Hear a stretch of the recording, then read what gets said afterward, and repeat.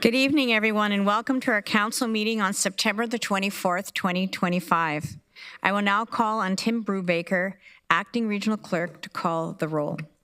Thank you. Regional Chair Redmond. Present. Councillor Craig. Present. Councillor Erb. I believe he's online. Yep, okay. Councillor Foxton. Present. Councillor Gowing. Present. Councillor Harris. Councillor Hunick. I'm alive. Councillor James. Present. Councillor Liggett. Present. Oh, Councillor McCabe. Councillor Nowak. Present. Councillor Rodriguez. Present. Councillor Salonen. Councillor Shantz. Present. Councillor Rabanovich. And Councillor Wolf. Present. Thank you, Chair. I would like to acknowledge that the land on which we gather today is the traditional territory of the Haudenosaunee, the Anishinaabeg, and the Chinootan peoples. In doing this, I want to reflect on what it means to be doing important community work like we are engaging in collectively today, and also in my own individual relationship to this land. As a settler, one of the most important aspects of my individual journey towards truth and reconciliation has been to listen, and I am continually grateful to a community who shares their stories and concerns with me. As well as chair of the region, I know I carry a large responsibility to ensure that it is not just myself on an individual level listening and acting, but as a government we are listening and creating action in our community. I'm offering this acknowledgement as one of the many actions I personally and the region largely is taking on our journey towards truth and reconciliation.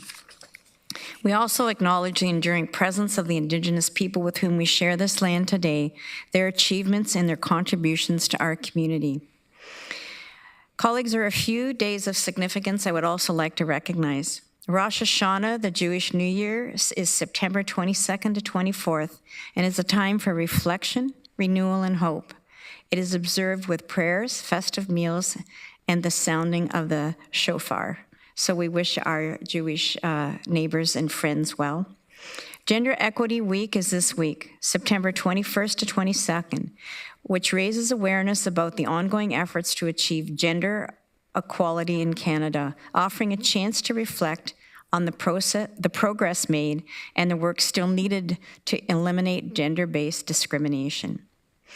Lastly, September the 30th, the very important day each year where we acknowledge the National Day of Truth and Reconciliation, Orange Shirt Day. This is a time to honor survivors, remember the Indigenous children forcibly removed from their families, and reflect on the lasting impacts of the residential school system. I want to highlight that the Grand River Transit will unveil an Every Child Matters bus wrap on routes across Kitchener, Waterloo, and Cambridge until September 2026. The artwork was created by Maddie Reismer, which symbolizes our collective efforts towards reconciliation and recognition of Indigenous rights and histories. I now would entertain a motion to go into close, and I will flag that there is an extra item for close today. If I could have a mover, moved by Councillor Foxton, seconded by Councillor James. I don't know if everybody has their e-scribe up and running, so all those in favor, if you could indicate with your hands. I'm in favor. Thank you. We are receiving advice that is subject to solicitor-client privilege related to ongoing litigation and discussion on a matter related to identifiable individuals and labor relations. Thank you, colleagues. We will now retire to the Waterloo room.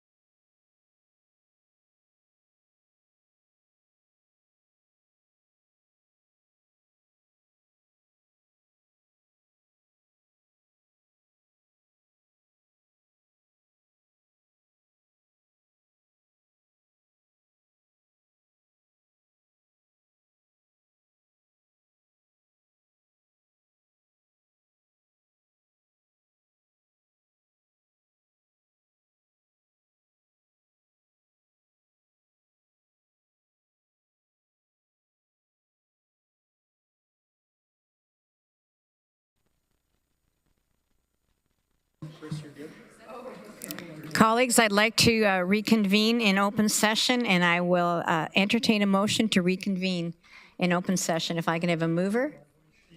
Moved by Councillor Harris, seconded by Councillor Leggett. Please use your e-scribe to vote, and you're voting that council reconvene in open session.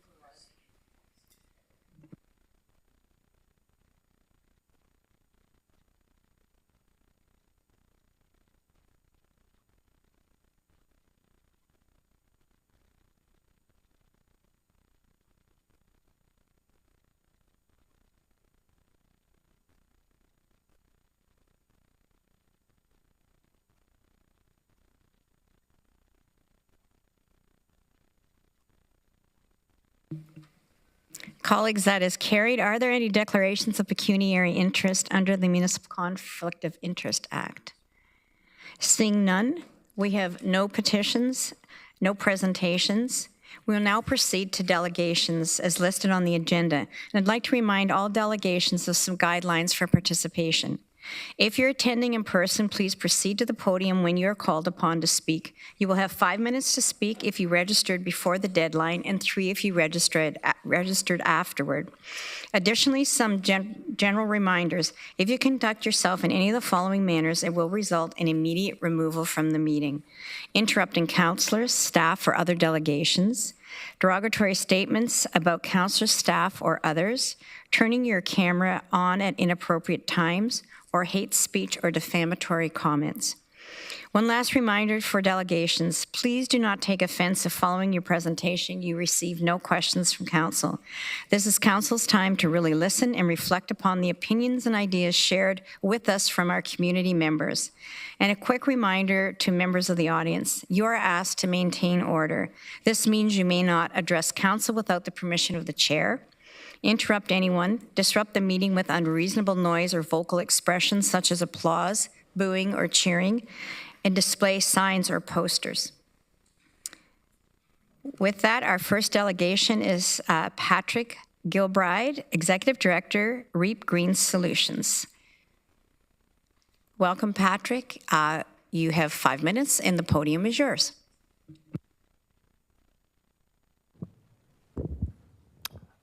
Thanks very much.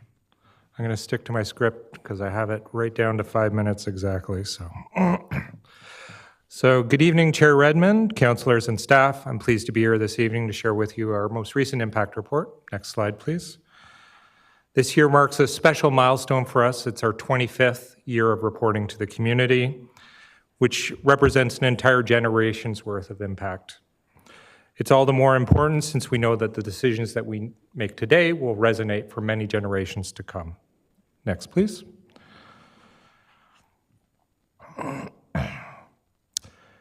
It's in that spirit that we're celebrating the myriad of accomplishments over the past 25 years, which we hope will carry the necessary momentum that we need to catalyze future climate action on everything from installing heat pumps to planting trees to flood-proofing entire neighborhoods.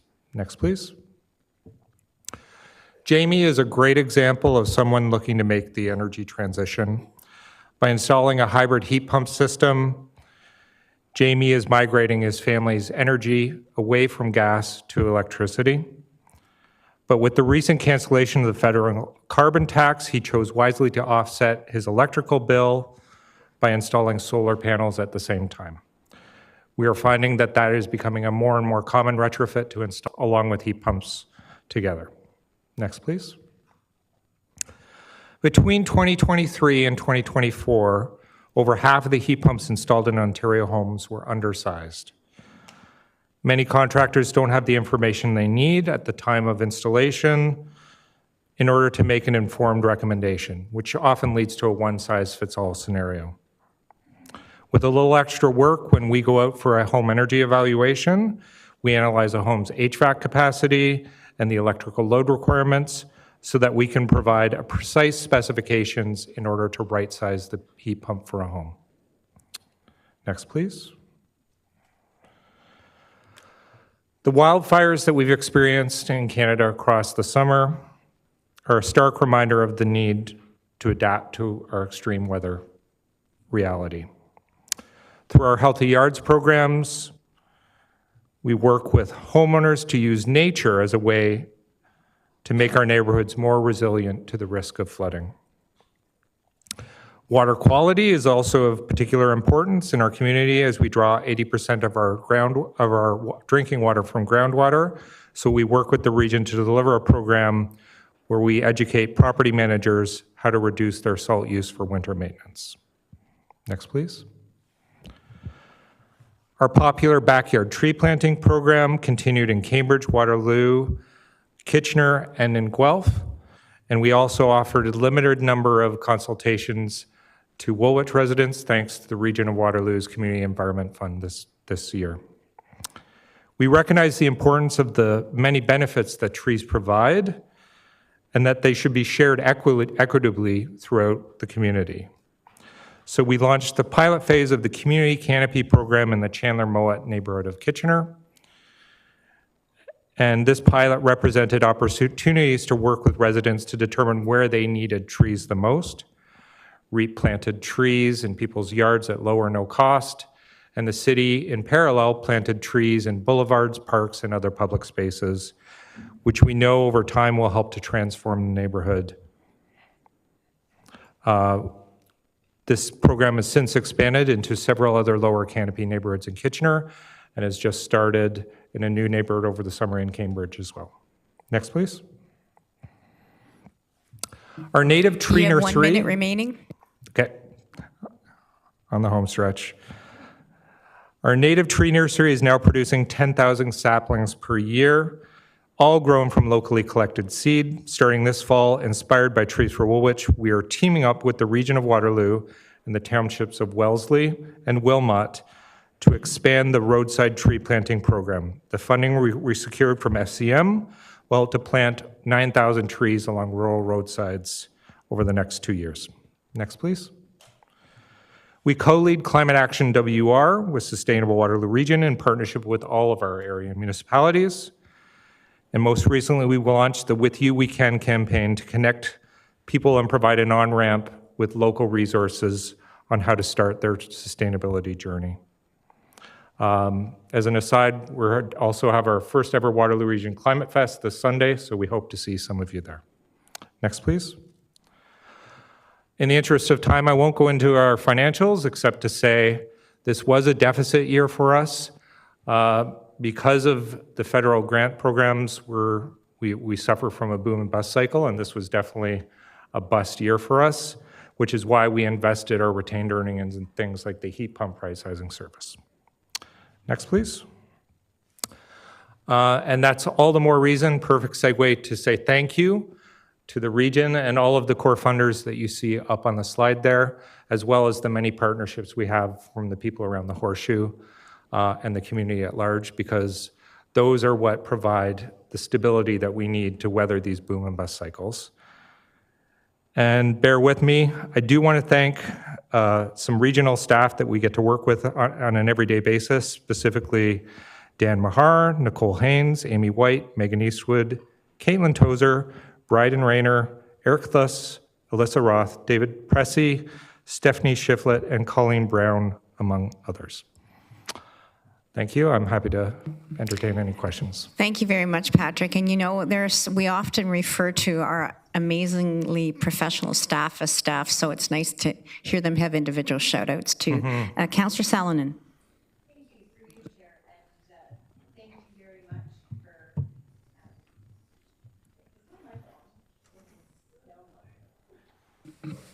Thank you. I feel like I'm trying to be muted over here. Thank you, Councillor Schatz.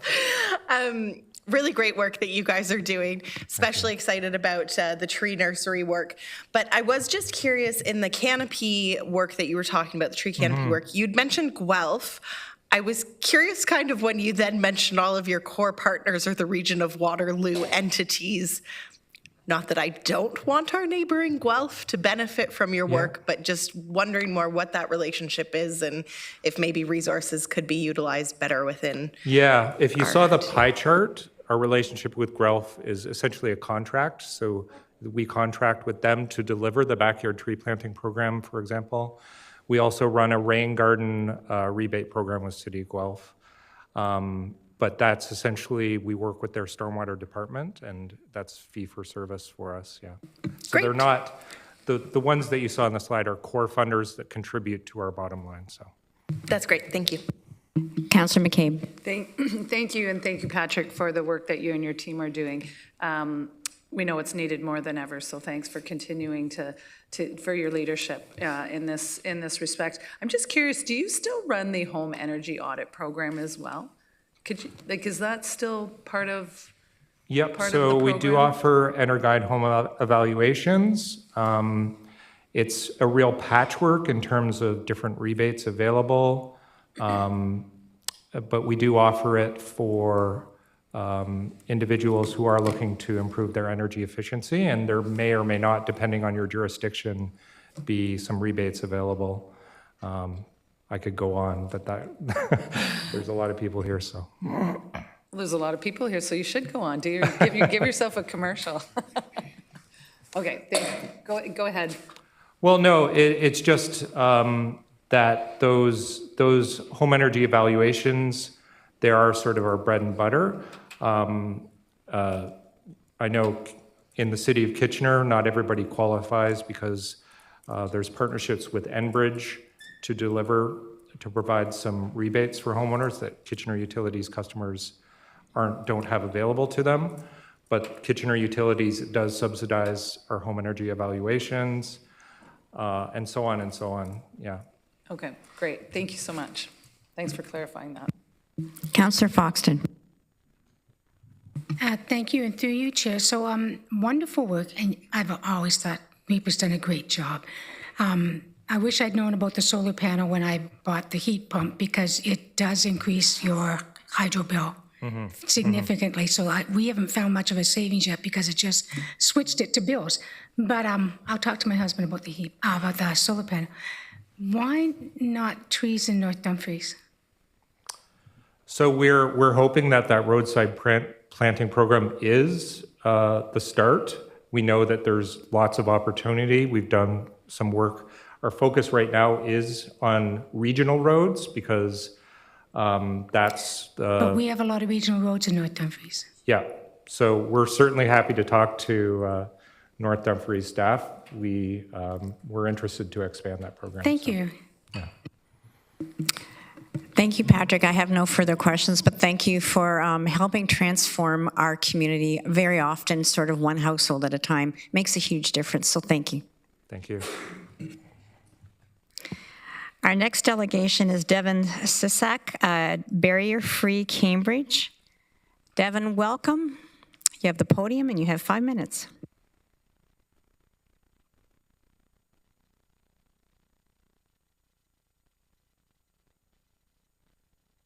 Good evening, Chair, members of Council. My name is Devon Sisak. I'm here representing Barrier-Free Cambridge to speak about the urgent need for a bylaw and public messaging regarding so-called enclosed mobility devices. Next slide. Thanks. Next slide. In 2017, the province introduced a low-speed vehicle pilot project. It required municipalities to opt in before these vehicles could legally be operated. Most municipalities, including Cambridge, did not opt in. Dealers have now started rebranding these low-speed electric vehicles as mobility devices when in fact they're not. Next slide. They're being marketed as legal anywhere mobility devices, skirting licensing and insurance, being used on sidewalks and trails at dangerous speeds. Next slide. There's confusion about what is and isn't a mobility device. Wheelchairs and mobility scooters are legitimate mobility aids, usually prescribed by an OT and travel at pedestrian speeds. These enclosed mobility devices, however, are low-speed EVs capable of 40 to 45 kilometers an hour, sometimes carrying multiple passengers, being used on sidewalks, multi-use trails, and recreation paths. These are not mobility aids, they're motor vehicles in disguise. Next slide.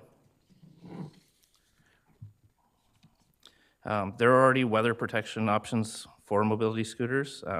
We also have Mobility Plus and the JRT, which these pictured scooters can be used on. Next slide.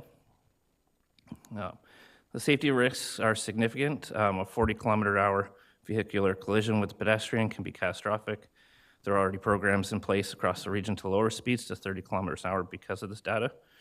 Trails and sidewalks were not designed for vehicular traffic, creating congestion and unsafe conditions. We already banned bikes from sidewalks for safety. Our most vulnerable community members, our seniors, children, and people with disabilities are put at greatest risk. And these vehicles are being marketed towards people who have lost their license. Next slide, you can skip the video. Transport Canada also does not recognize these as mobility devices. They're imported as motor cars, not medical devices. Next slide. What's the difference?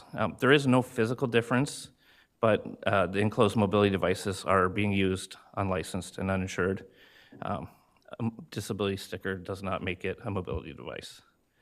Next slide. Now, dealers are telling people that no license or insurance is required. I have a pamphlet here where you can clearly see it. And that these mobility devices are mobility devices so you can go anywhere a pedestrian goes. That's simply not true. I've reached out to Waterloo Regional Police, and they stated that these vehicles are not legal anywhere but private property. Next slide. The region has taken innovation-focused approaches for micro-mobility, and it's time to act on these vehicles. Next slide. Oh, you can skip that video. It's a video showing them driving on the streets.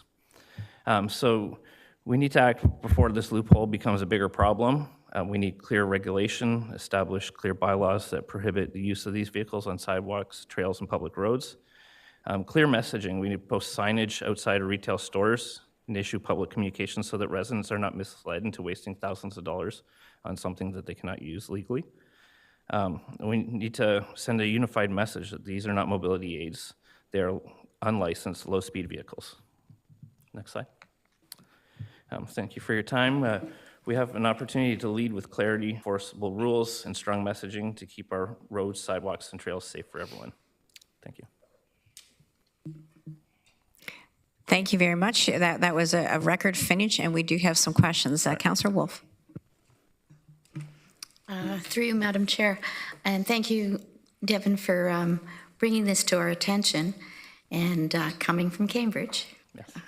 Always like to see Cambridge residents. What enforceable rules would you suggest?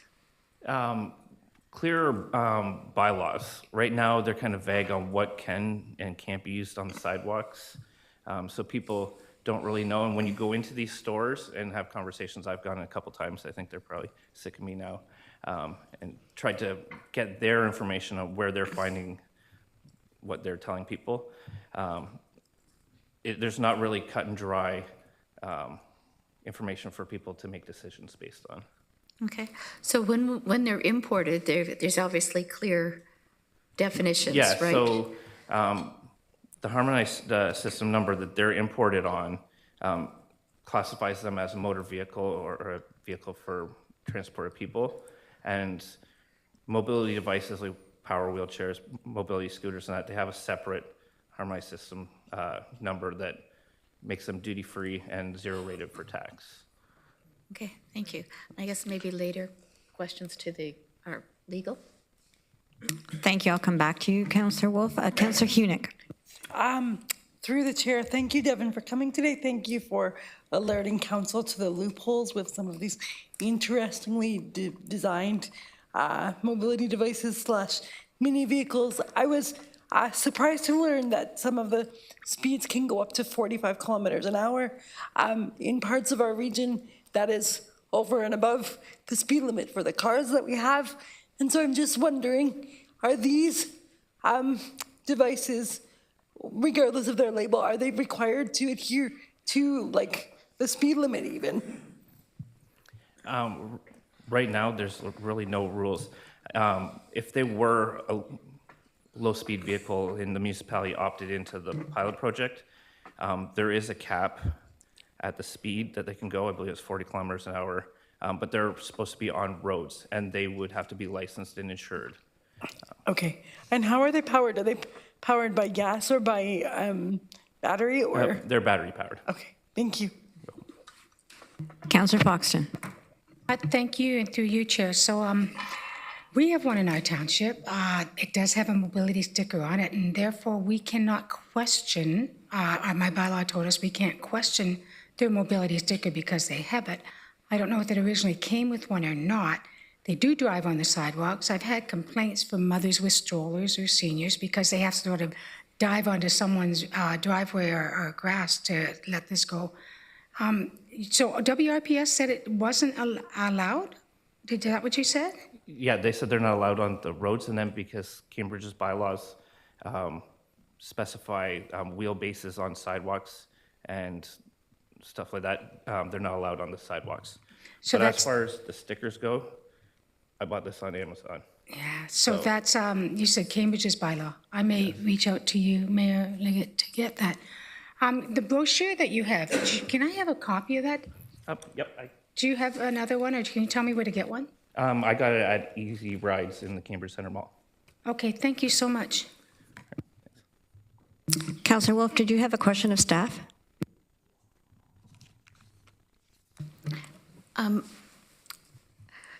Fiona, I was just wondering what criteria we have, or what you think, is there anything we could do to limit these vehicles?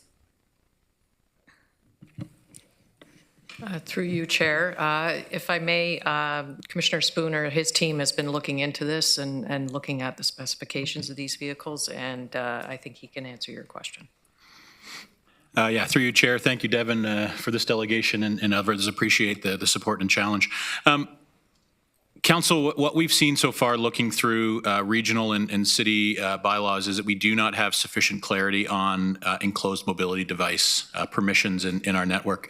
I'll recommend to you, and happy to take the action, to bring it back to our Transportation Coordinating Committee. So this is representatives from the region, area municipalities, including the townships, and WRPS. We've used this group to consider other mobility needs, like the e-scooter program as we were introducing that. What we should ask them to do is consider a coordinated approach to clarifying definitions and any restrictions or permissions for these type of vehicles. Need to look at mobility devices as well for persons living with disabilities, and make sure, working with our accessibility staff and advisors, that we've got those definitions right. And then bring a report. I'm happy to bring a report back here to this council, and also recommend that our partners report back to our respective councils. If accepted, or if we find something, we would need to update two bylaws here at the region. The first one is the motor-assisted vehicle bylaw, and we'd include enclosed mobility devices. And the second is the definition of a wheelchair or mobility scooter, and explicitly reference the medical mobility devices. So there is some clarity required. Happy to take a lead on that for our broad regional team, including all of our municipal partners. But Devin has picked off a pretty good emerging gap in a new type of mobility device. Thank you very much. Councillor Wolf, do you have any further questions? Do we have consensus that Commissioner Spooner will go away and come back with that report? Okay. I have two other speakers. Are these questions of staff or of Devin? Okay. Thank you much, Devin. You've really opened our eyes to a gap in our system, so you can have a seat, and we'll continue discussing this. Councillor Salonen. Thank you. Through you, Chair. This is for Commissioner Spooner's department. And it may come back in the report, but would this not more so be classified under things like golf carts? I ask that because I know that's an issue with our retirement community and ability to be on roads. Like, wouldn't we already have a bylaw that covers that? Yeah, through you, Chair. So absolutely, it likely is. I just want to get a very clear definition. I was sharing with Devin prior that the other day I saw an unlicensed, unplated motorcycle that was also using a electric motor vehicle plate. So these are emerging in areas where we might not expect, and I think we just need a super clear definition on what is and what isn't. Thank you. Yeah. Councillor McCabe. Thank you, and through you, Chair, to Commissioner Spooner. On the committee that you referenced, are there representatives from the area municipalities? Okay, so that's going to be captured in this as well. Okay, thank you so much. So, Devin, thank you very much for bringing this forward, and that report will be coming back. Commissioner Spooner, can you give us a ballpark? We convene, sorry, through you, Chair, we convene that table monthly, so I'll put it there immediately. It might take us a bit of time to work through that definition, but sitting in September, we should be back by the end of the year. Is it possible to give a heads up to Devin when it's coming back? Absolutely, yeah. Thank you. Next delegation is Robert Buchanan from Waterloo. Robert, you're here in person. You have the podium and you have 5 minutes.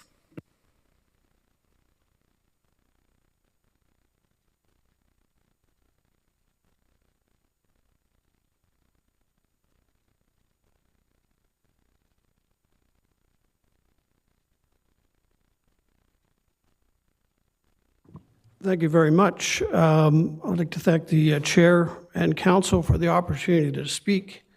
My name is Robert Buchanan. I'm a retired CAW national representative, and I've resided in Waterloo for 26 years.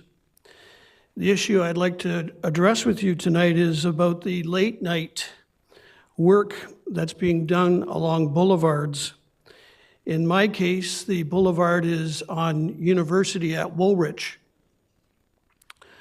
Primarily the knocking down of weeds and the noise that it creates at night. On July 12th and August 5th of 2025, our neighborhood was awoken by at least 5 gas-powered gas trimmers.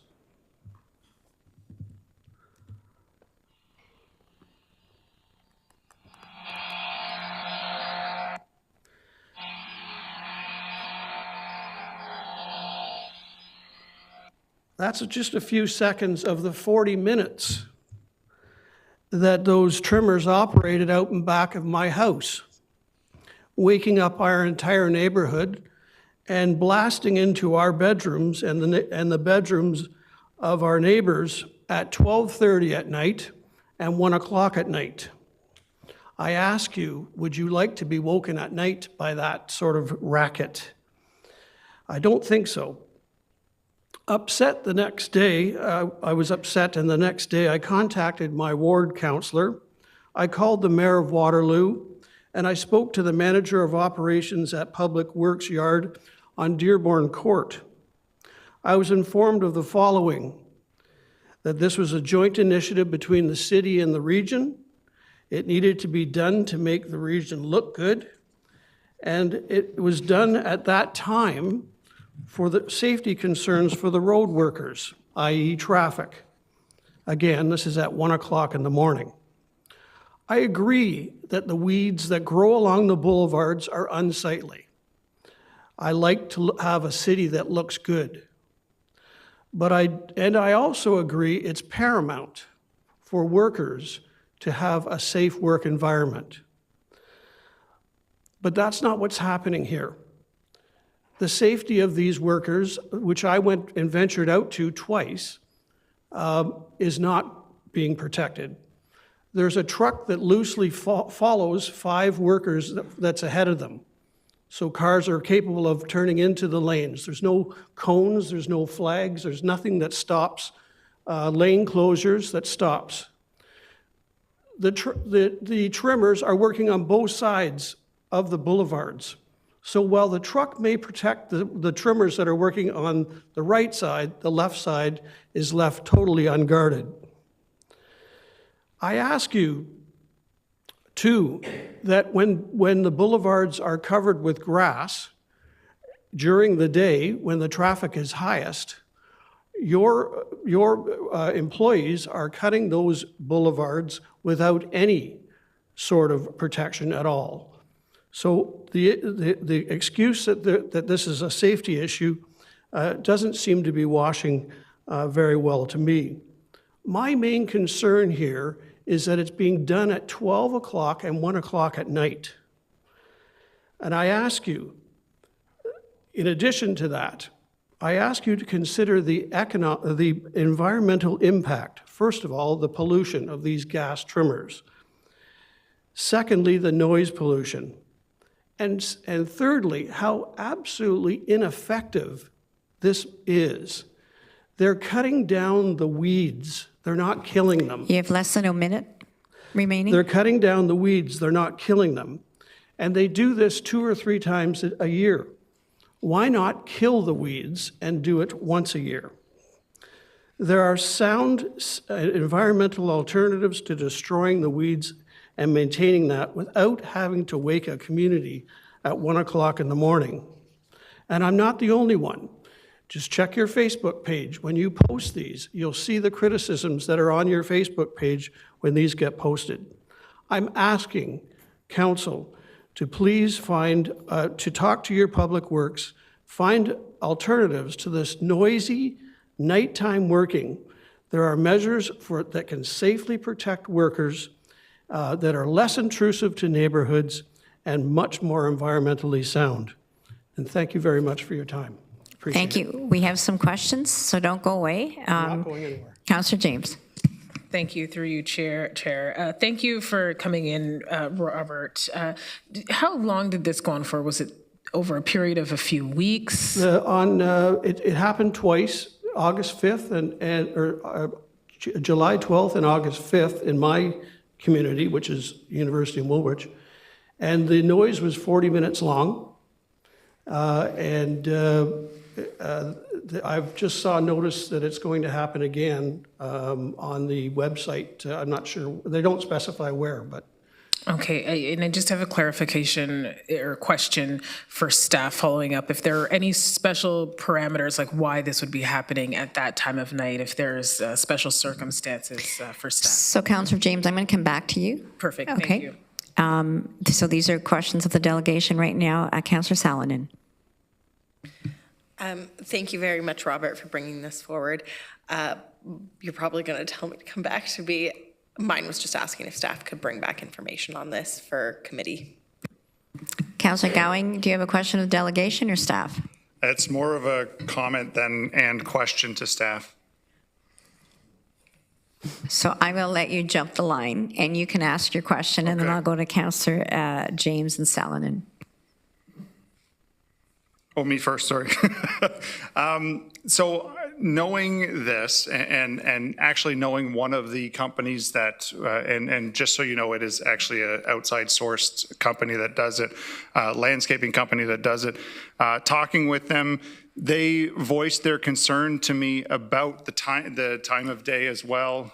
The only problem being is they had a close encounter with a vehicle doing 102 kilometers an hour on one of our regional roads and almost they do have pylons in some cases. In this case, they took out the pylons that were there. They have flashing lights on their vehicles.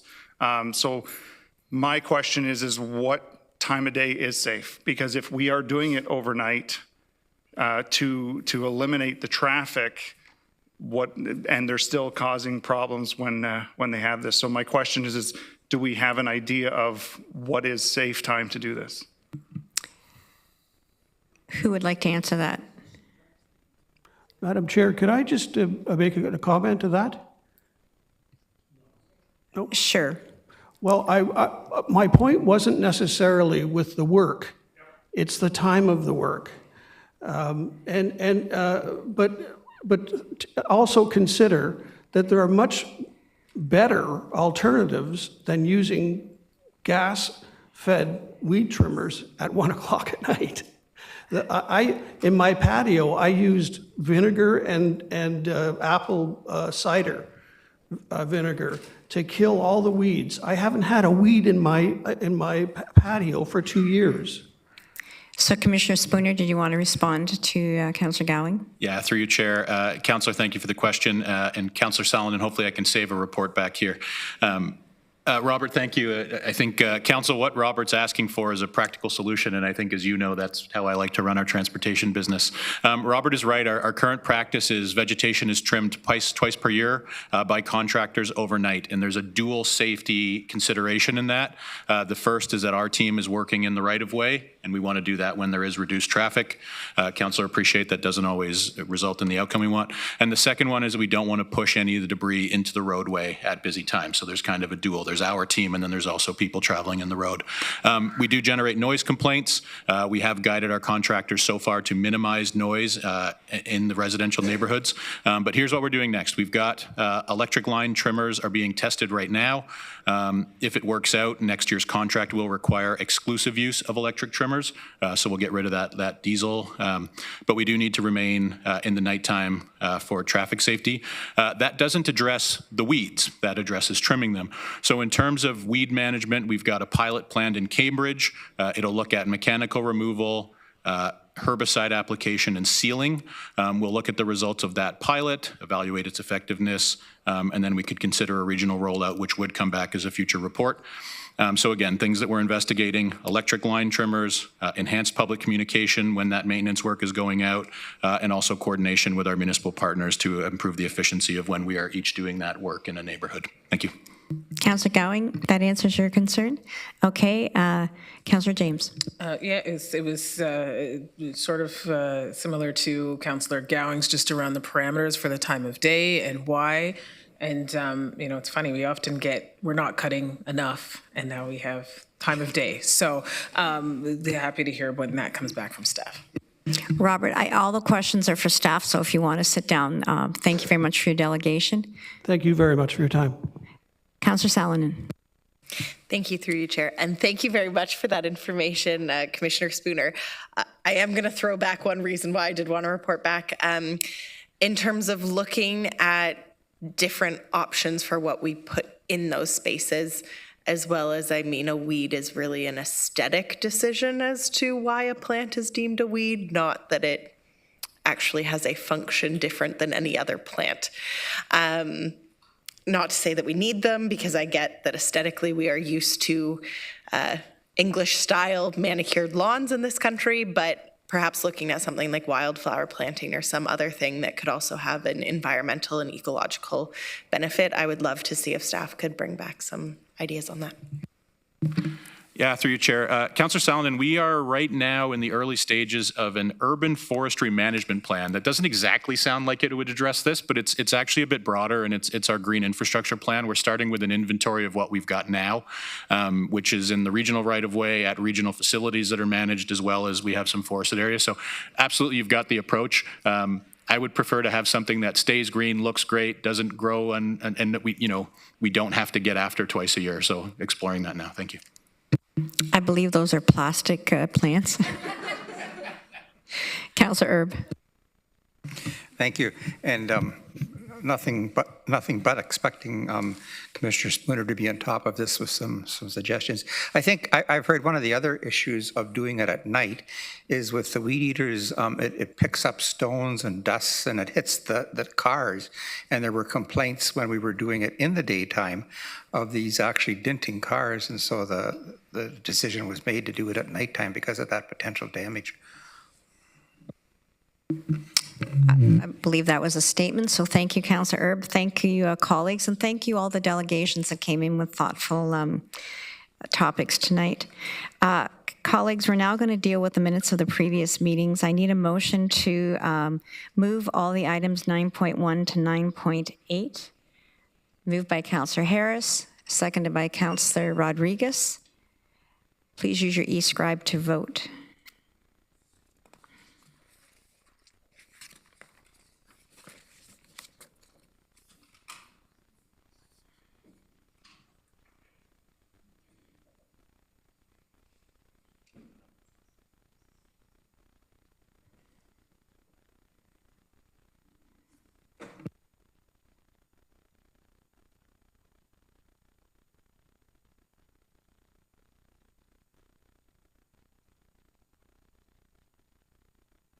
Colleagues, that is carried. The next agenda item is 10.1, Council Information Package, September 17th, 2025, and this was distributed electronically for your information.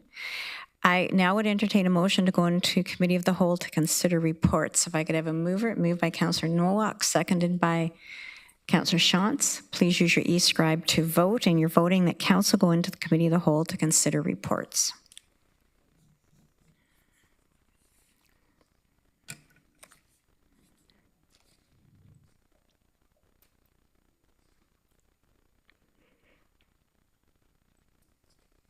That is carried, colleagues. The first report is 12.1 Finance Reports. It's an increase to 84 Frederick Street renovations. If I could have a mover and a seconder. Moved by Councillor Erb, seconded by Councillor Foxton. Councillor Foxton, do you have a comment?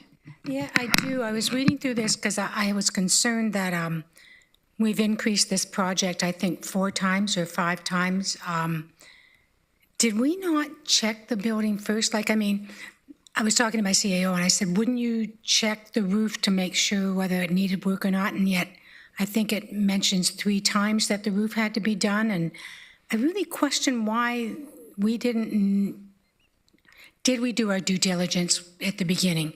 Because a lot of these expenses should have been caught at the beginning before we even started and should have been part of the bid process. So I don't know who can answer that, but. Jennifer? Yes, thank you for the question, Councillor Foxton. As part of the process for purchasing a building, our facilities team does go and do an inspection of the building, and we do build in a contingency. However, there were a number of unexpected things that were discovered in the building as we started construction and as the building use changed.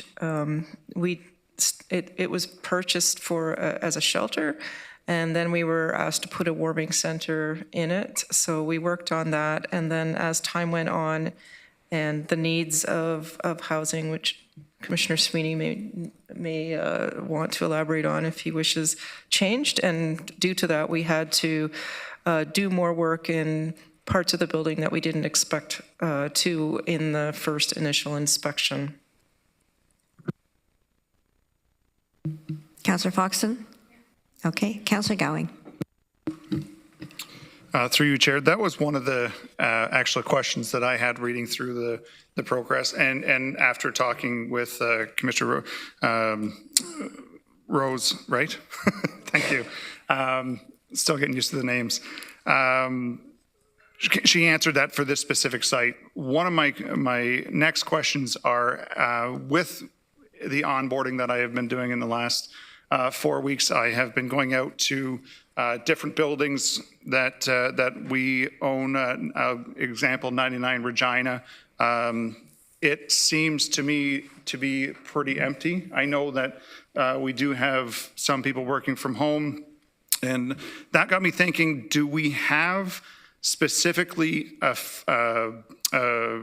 facility strategic plan on our full facilities across our region to know what they're going to be doing with them if it's empty space or anything like that?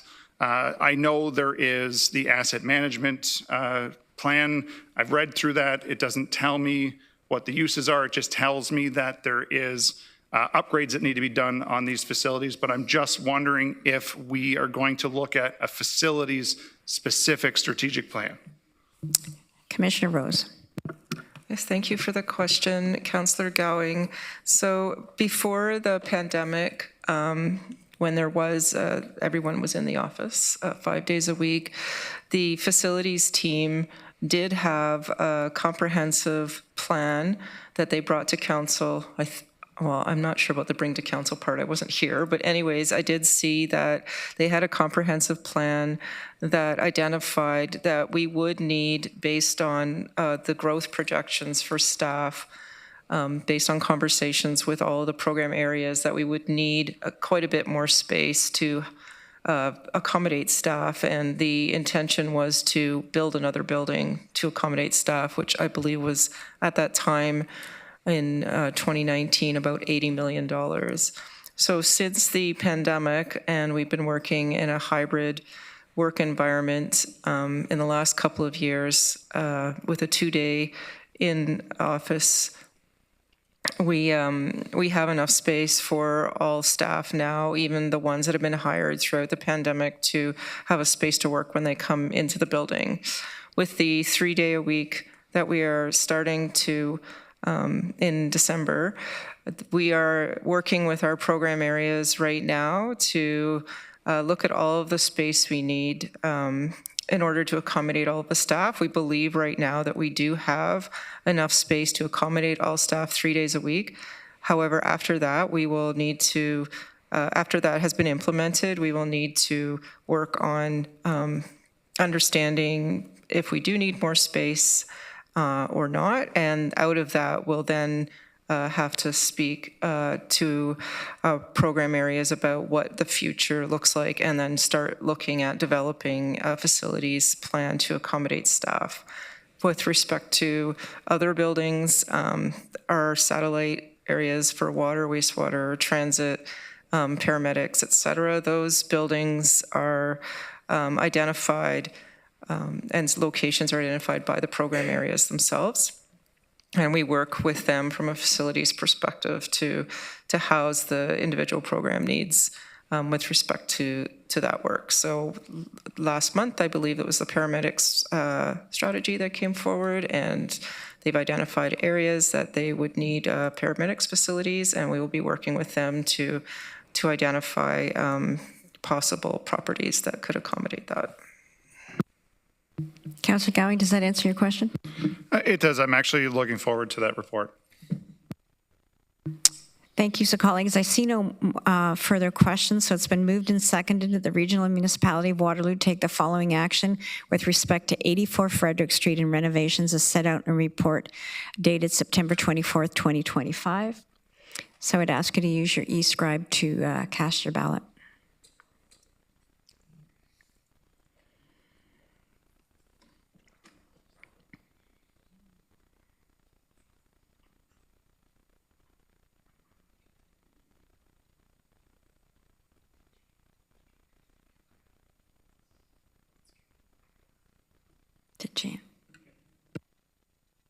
Thank you. That is carried, colleagues. 12.2 are committee reports. The first one up is the Library Committee Summary from August 27th, 2025. There are 2 recommendations. If I could have a mover and a seconder.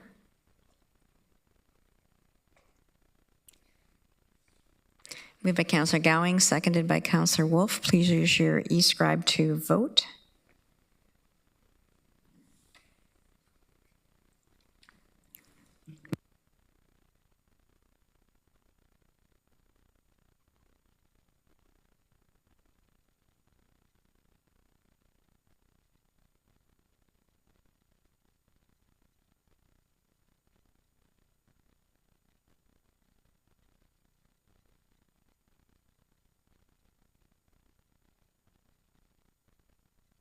That is carried, colleagues. The next agenda item is the Community and Health Services Committee Summary, and this is from September 9th, 2025. If I could have a mover and a seconder. There are 3 recommendations in this report. Moved by Councillor Wolf, seconded by Councillor Erb. Please use your e-scribe to vote.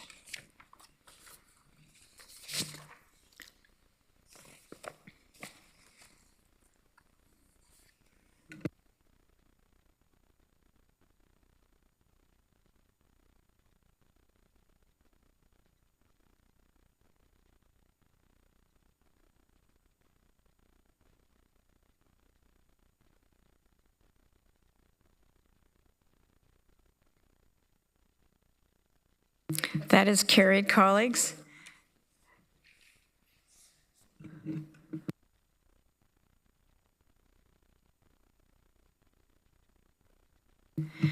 Next agenda item is Administration and Finance Committee Summary of September 9th, and there are 3 recommendations there.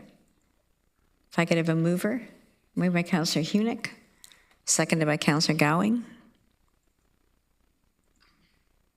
Please use your e-scribe to vote.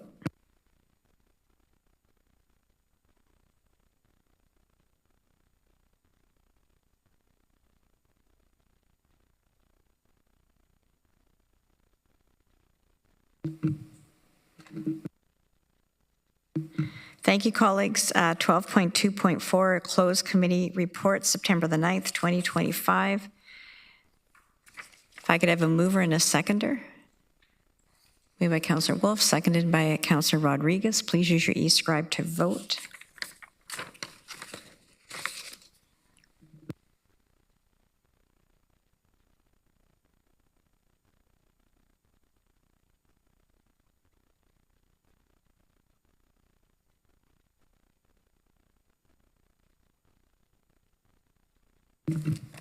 Colleagues, that is carried. The next motion is to approve the summary as listed on the agenda for Sustainability, Infrastructure, and Development Committee of September the 9th, 2025. Moved by Councillor Salonen, seconded by Councillor Hunick. Please use e-scribe to vote. There are five recommendations.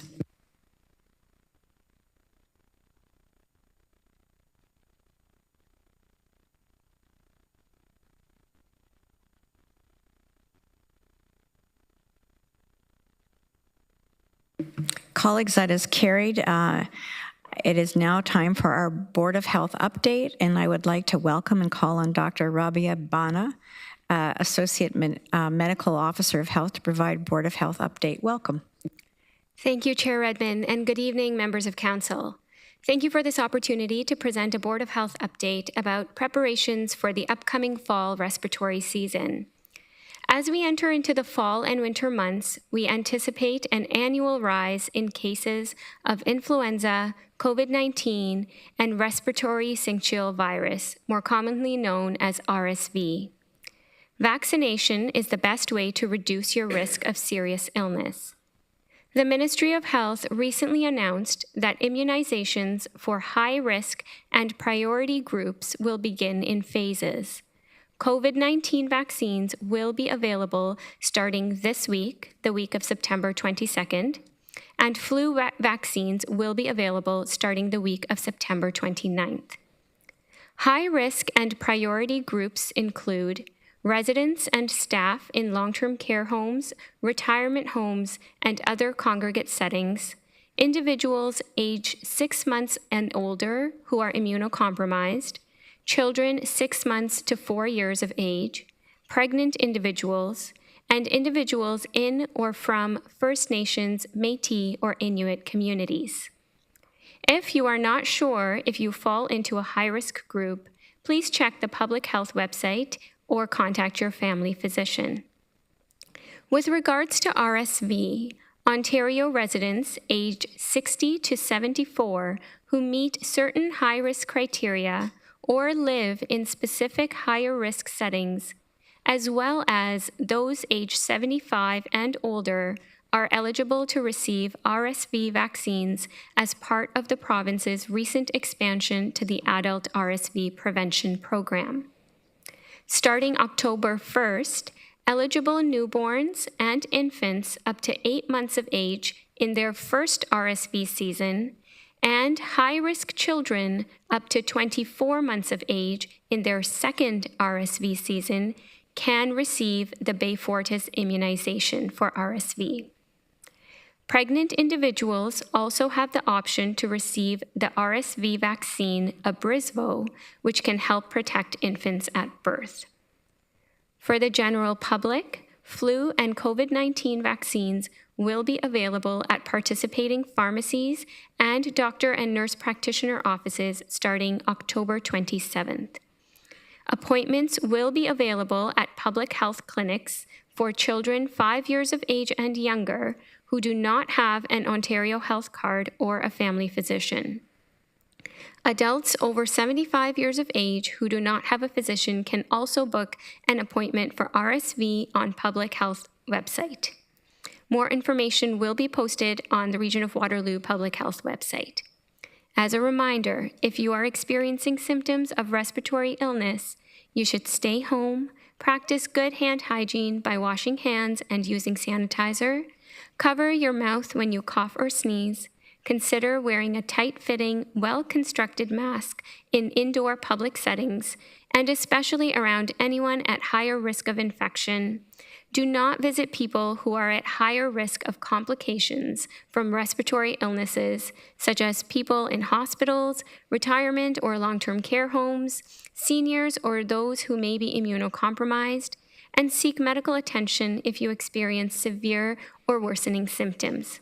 Thank you for the opportunity to provide this update. I would be happy to answer any questions. Thank you, Dr. Bana. We do have a question, and Councillor McCabe. Thank you, through you, Chair. Thanks for the update. I'm curious if you have concerns about, there was measles outbreak a few months ago, and I don't know exactly where that's at right now, but Are you concerned that some of the conditions may still be in place? Either people weren't able to get vaccinations, people were objecting to get vaccinations, et cetera. Like, are you worried about something like that recurring, but with, that may impact like the upcoming respiratory season? Through you, Chair, just to clarify your question, do you mean with respect to people's acceptability of vaccines Yes, for the respiratory yes, season? Okay. So in Waterloo region, the measles outbreak has, we have not had any more cases since June. However, the outbreak does continue in the province. And so immunization efforts against measles continue throughout the province. I think that the measles outbreak provided us an opportunity to really give the community some really important messaging around the importance of immunization and how helpful it has been in controlling and managing the outbreak. So I think we're hopeful that throughout the respiratory season, we can build on those messages to ensure that especially those who are in the highest risk groups receive the vaccinations against the respiratory illness viruses that we see. Okay, thanks. Because my understanding that was that some people may not have had the measles vaccination because, you know, there's the catch-up, like people who normally would have gotten it at school and that they may have missed it because of all the circumstances that existed. Is that like, are we facing the same kind of situation, or have people kind of now caught up on their vaccinations? Or do we need like additional effort to get out to some of these different communities? So I think the key, through you, Chair, I think one of the key differences is that with the respiratory viruses, we need the regular vaccinations and updates every season. And that's why we have the vaccination campaigns every season. Whereas with measles, there is a fixed schedule after which an individual has long-term immunity. And so it's a little bit different in that way. And so once someone is caught up with their measles vaccine, they generally don't require further doses. Whereas with the fall respiratory season, every year we require doses of vaccines for flu, for COVID-19, and now for RSV, because that's available as well, to ensure protection for that season. And that's just due to the nature of those viruses that change every season. And so we need to update our immunity every season in response to that. Thank you, Dr. Bana. I see no further questions. Thank you for the update. Colleagues, the next agenda item is a Chief Administrative Officer report. It's Advancing Truth and Reconciliation, and is a staff presentation. I'd now like to invite Paula Whitlow, Director of Truth and Reconciliation, for a smudging ceremony. For everyone in person in the chamber, if you have respiratory concerns, please feel free to watch the meeting from the cafeteria on the first floor. Welcome, Paula.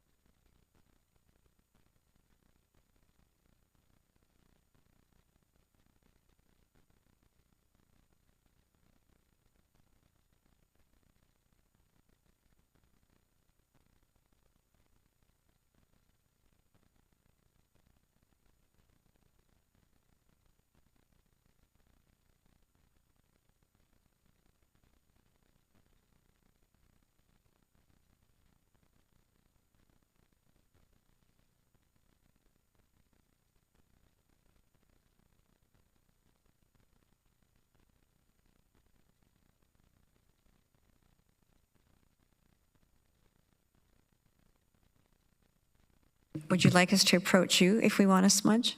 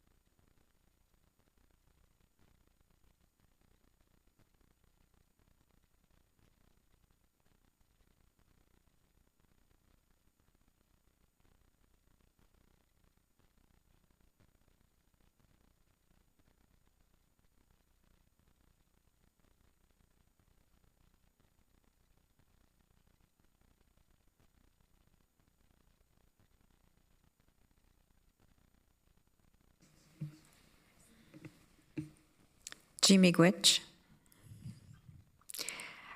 We will now have a staff presentation to discuss items 14.4.2 and 14.4.3. Please hold specific questions until we have had each respective item following the presentation. I'd now like to invite Mathieu Getsky, Acting CEO, to introduce the presentation. Thank you very much, Chair, and good evening, Regional Council. So tonight, with my colleagues, we'll bring you an update on how the region of Waterloo has been advancing truth and reconciliation throughout our community and throughout our departments. I am both excited and honored to introduce the report on behalf of all of the departments and all the staff who've contributed to these initiatives. Next slide, please. So as you know, the region of Waterloo is situated on land that has been rich in Indigenous cultures for thousands of years.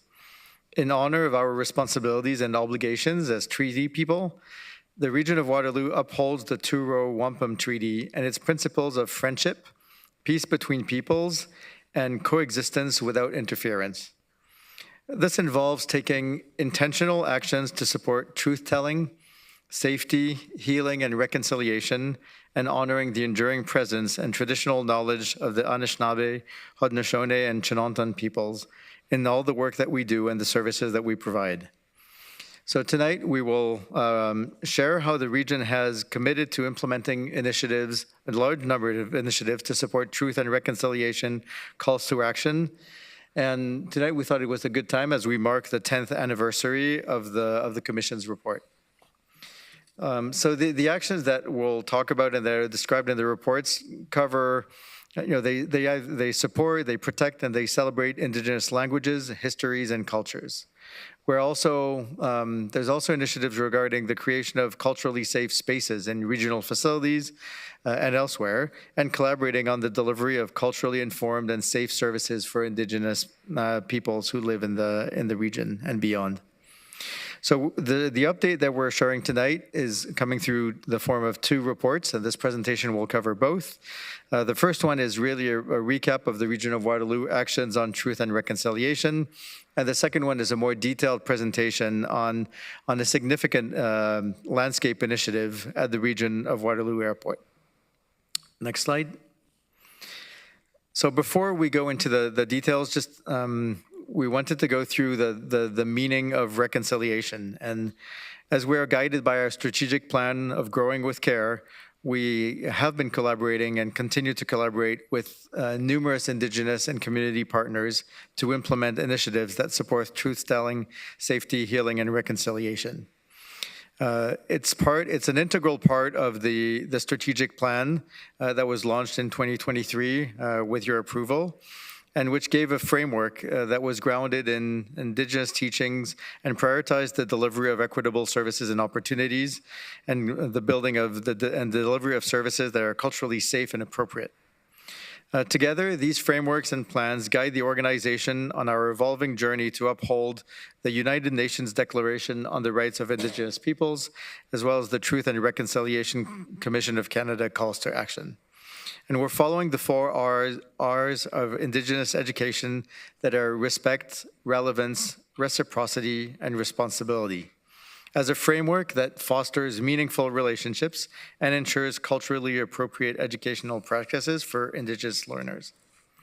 This holistic models guides educators and guides our staff into making a more inclusive and equitable environment by valuing Indigenous knowledge systems and promoting mutual learning and accountability.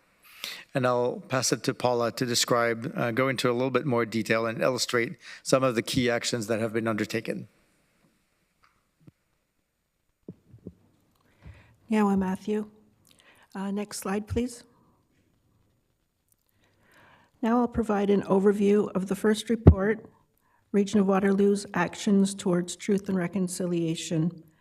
The Region of Waterloo has committed to implementing initiatives to support the truth and reconciliation calls to action, which include measures to address the legacy of residential schools and ongoing actions to support, protect, celebrate Indigenous languages, histories, cultures,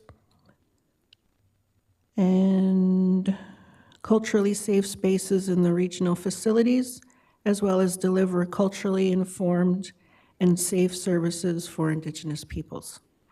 The following examples are some of the recent actions the Region of Waterloo has taken to further truth and reconciliation in support of people, place, spirit, and land.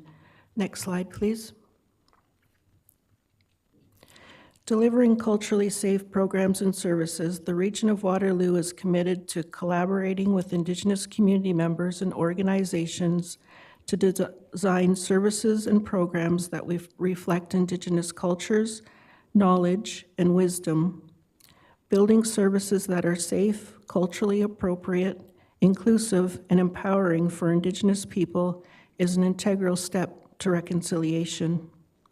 Some examples include supporting Indigenous-led childcare that reflects traditional cultural knowledge and wisdom, affordable housing supports and rent supplements for Indigenous individuals and families, culturally informed and harm reduction healing services, Indigenous-led healthy child development programs, and collaboration with Indigenous-led organizations and youth to address mental health and sustainable food access, and even more. Children's services have built and support a relationship with Healing of the Seven Generations, who opened Gundinigo Indigenous Child Care and Family Service Center, the community's first Indigenous-led and licensed child care center in the city of Cambridge, and is licensed for 70 child care spaces prioritizing First Nations, Inuit, and Métis children aged 0 to 4. Next slide, please. Supporting KW Urban Wigwam Project to stabilize their Cambridge affordable housing building. The building features many special design choices to ensure it meets the cultural needs of the people living there, including unique cultural supports and indoor and outdoor spaces that can host cultural events and traditional ceremonies. Next slide, please.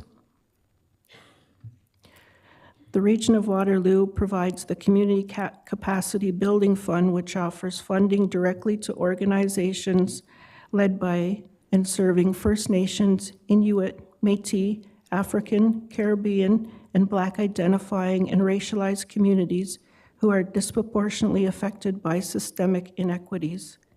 Since 2022, the Upstream Fund and Community Capacity Building Funds have supported over 15 initiatives led by and serving Indigenous communities.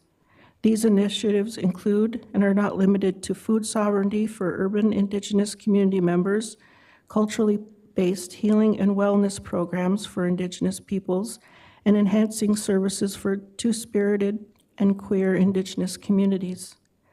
Next slide, please. The Region of Waterloo is taking steps to preserve and celebrate Indigenous stories and teaching practices and histories in our programs, services, spaces, and events. Additionally, the region publicly commemorates the tragic and painful history and ongoing impacts of residential school. In doing so, we seek to foster mutual understanding, inclusivity, and cultural awareness, recognizing the Indigenous communities, knowledge, and teachings that have shaped the region for thousands of years, and the integral role they play in shaping our future. This includes highlighting Indigenous languages through the Indigenous Language Greeting Wall at 99 Regina, 150 Frederick, and the Region of Waterloo's International Airport. This signifies a message of change away from a history where we were not allowed or welcomed in formal government spaces, and where Indigenous languages were frowned upon being spoken, to a new era where the doors are open with an explicit welcome to First Nations, Indigenous, and Métis people. Future installations are being explored for 150 Main Street and Sunnyside Home. Next slide, please. Highlighting Indigenous arts and culture through the Every Child Matters bus wrap featuring Indigenous artwork. We're in our third year this year. The Reconciliation Action Partnership and Grand River Transit launched the region's first Every Child Matters bus wrap on September 30th, 2023, in recognition of the National Day for Truth and Reconciliation. And the day honors the children who never made it home and the survivors of residential schools, as well as their families and communities. Public commemoration of the tragic and painful history and ongoing impacts of residential schools is a vital component to the reconciliation process. Each year, a local Indigenous artist's design is chosen for the bus wrap, providing opportunities for public education, understanding, and connection. A mural of the artwork was also on display at the GRT's Customer Service Center in downtown Kitchener. Next slide, please. Through murals, art and artifacts, exhibits and displays, curated collections, programming, and events at regional museum, parks, libraries, and more, we seek to educate the community in Indigenous histories, cultures, art, and contributions. This includes displaying the Honoring These Lands and Waterways, the murals at the Region of Waterloo International Airport, featuring the works of Anishinaabe, Haudenosaunee, and urban Indigenous artists. This project was developed in relationship with the Six Nations of the Grand River Territory, Mississaugas of the Credit First Nation, and urban Indigenous communities in the region. The pieces were chosen through a juried process led by community members, ensuring that the selected artists reflect the diverse cultural perspectives of their respective communities. Next slide, please. Concrete actions that advance and is a continuous process and practice of reconciliation, and they are important to give meaning to land acknowledgements by putting our words into action.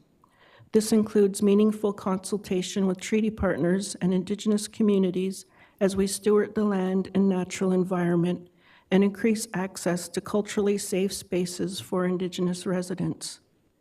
We're redesigning the space to include sacred fires and medicinal gardens in the Promenade Revitalization Project at 150 Frederick Street, right out front of the doors here.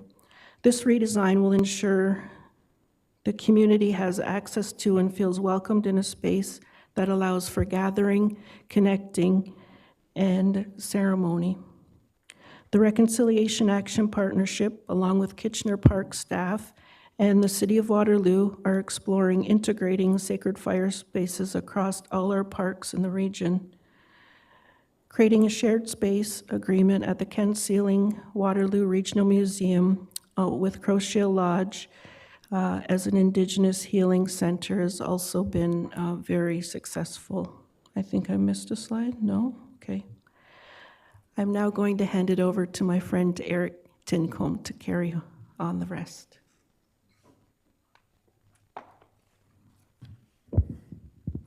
Thank you, Paula. Good evening, everyone. I'm Eric Tincombe. I'm a researcher with the Region of Waterloo Museums. Tonight I'll be introducing the Indigenous Landscape Initiative. So through this initiative, the region is seeking to work with First Nations communities to interpret and enhance the natural heritage system within and adjacent to the Region of Waterloo International Airport as an Indigenous landscape. Next slide, please.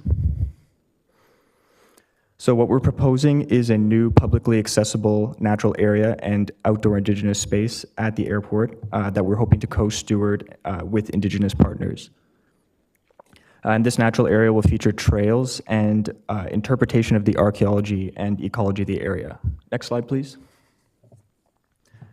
So the proposed location for the site is on region-owned land just south of the Region of Waterloo Airport. So on the map, that's the area within the red perimeter there. And a large portion of this area is covered by the Kasuth Wetland Complex. So that will make up part of the natural area. Formerly, before construction happened in the mid-20th century, there was a spring-fed tributary of the Grand River that flowed through this landscape. So it's no longer there, but I've digitized the course of this former stream and that's shown in purple on the map here. So this is a former landscape feature south of the airport. Next slide, please. And this area is of particular interest due to some of the recent archaeological discoveries that have been made. So 18 Indigenous archaeological sites have been identified in the lands surrounding the airport, and these were discovered through assessments carried out in preparation for airport expansion projects. This was not done by the museum. This was something that was carried out by ARA, which is a archaeological consulting firm. These sites are situated, they're primarily short-term campsites, and they're situated near the banks of that former stream I just mentioned. So this waterway was clearly a focus for people in the past. And these sites show evidence for occupation during nearly every archaeologically defined time period, going back some 10,000 years. So you can see up here some of the cultural belongings, some of the projectile points that were recovered from these sites. The oldest one on the left there is thought to date to around 9,000 BCE, so really quite ancient. One of the sites is located right at the branch right at the confluence of two branches of this former stream, and it has evidence for occupation during pretty much every time period of pre-contact history. This is something that archaeologists call a preferred campsite. So clearly this was considered a great spot throughout history. Something that might have made this place appealing throughout the millennia is the proximity to the Kossuth wetlands. So wetlands are areas of high biodiversity, as we know, and they would have been a source of food, medicine, and other useful materials to people who inhabited these sites. That's something we'd like to highlight, this relationship between people and landscape. And it's true even today that these wetlands are full of important and useful species.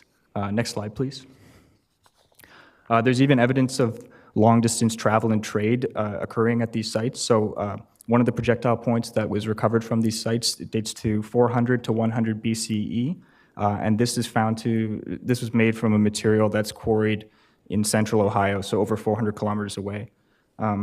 Next slide, please. So this is the sort of information that could be conveyed through the panels within the natural area and trail system and incorporated into the design of the space.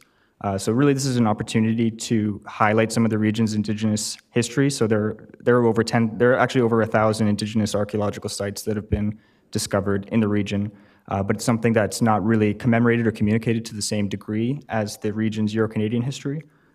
So it's also an opportunity to partner with Indigenous organizations to co-create and co-steward, as well as to continue to respond to specific calls like those within the Indigenous Space Needs Assessment conducted in 2022, as well as the Growing with Care, the strategic plan, the Truth and Reconciliation Commission, and United Nations Declaration on the Rights of Indigenous Peoples. So on this slide, I just have some examples of, maybe what this space could look like. So these are actually real images from similar projects. These are not design renderings, so I just wanted to provide a visual. On the top here, I have an info panel from the Huron Natural Area that's at the location of a Chinanton Village site, and I also have an example from the Credit Valley Trail. So this is the crane gathering place at the bottom here. Next slide, please. So in terms of progress, we've completed the research phase and some early engagement. The next phase will involve selecting an Indigenous-led landscape architecture firm to continue with that engagement by establishing an Indigenous Advisory Committee. And with that committee, we'll collaboratively determine appropriate design elements and themes for the space. So the estimated cost for this engagement and design phase is $44,800 plus honoraria, and this is included in the existing airport capital budget. So this is a really unique and exciting initiative, and I hope I was able to convey some of that excitement in the short time. I encourage you to check out the report and its associated appendix. There's some really great information in there. Thanks for listening, and we'll open things up to questions at this time.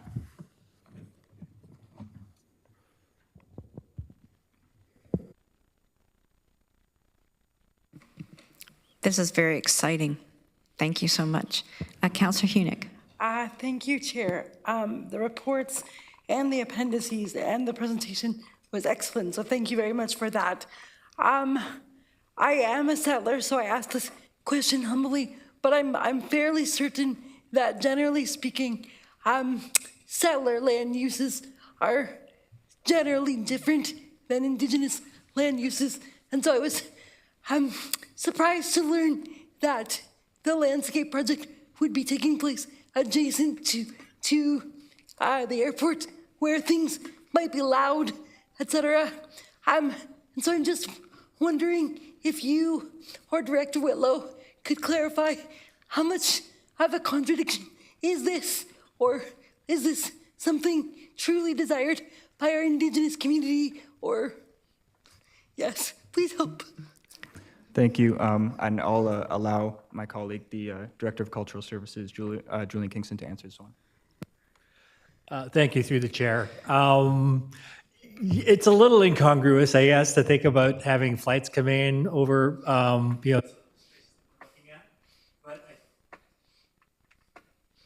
Your mic went out. Julian, you wore the mic out. We'll bring you another one.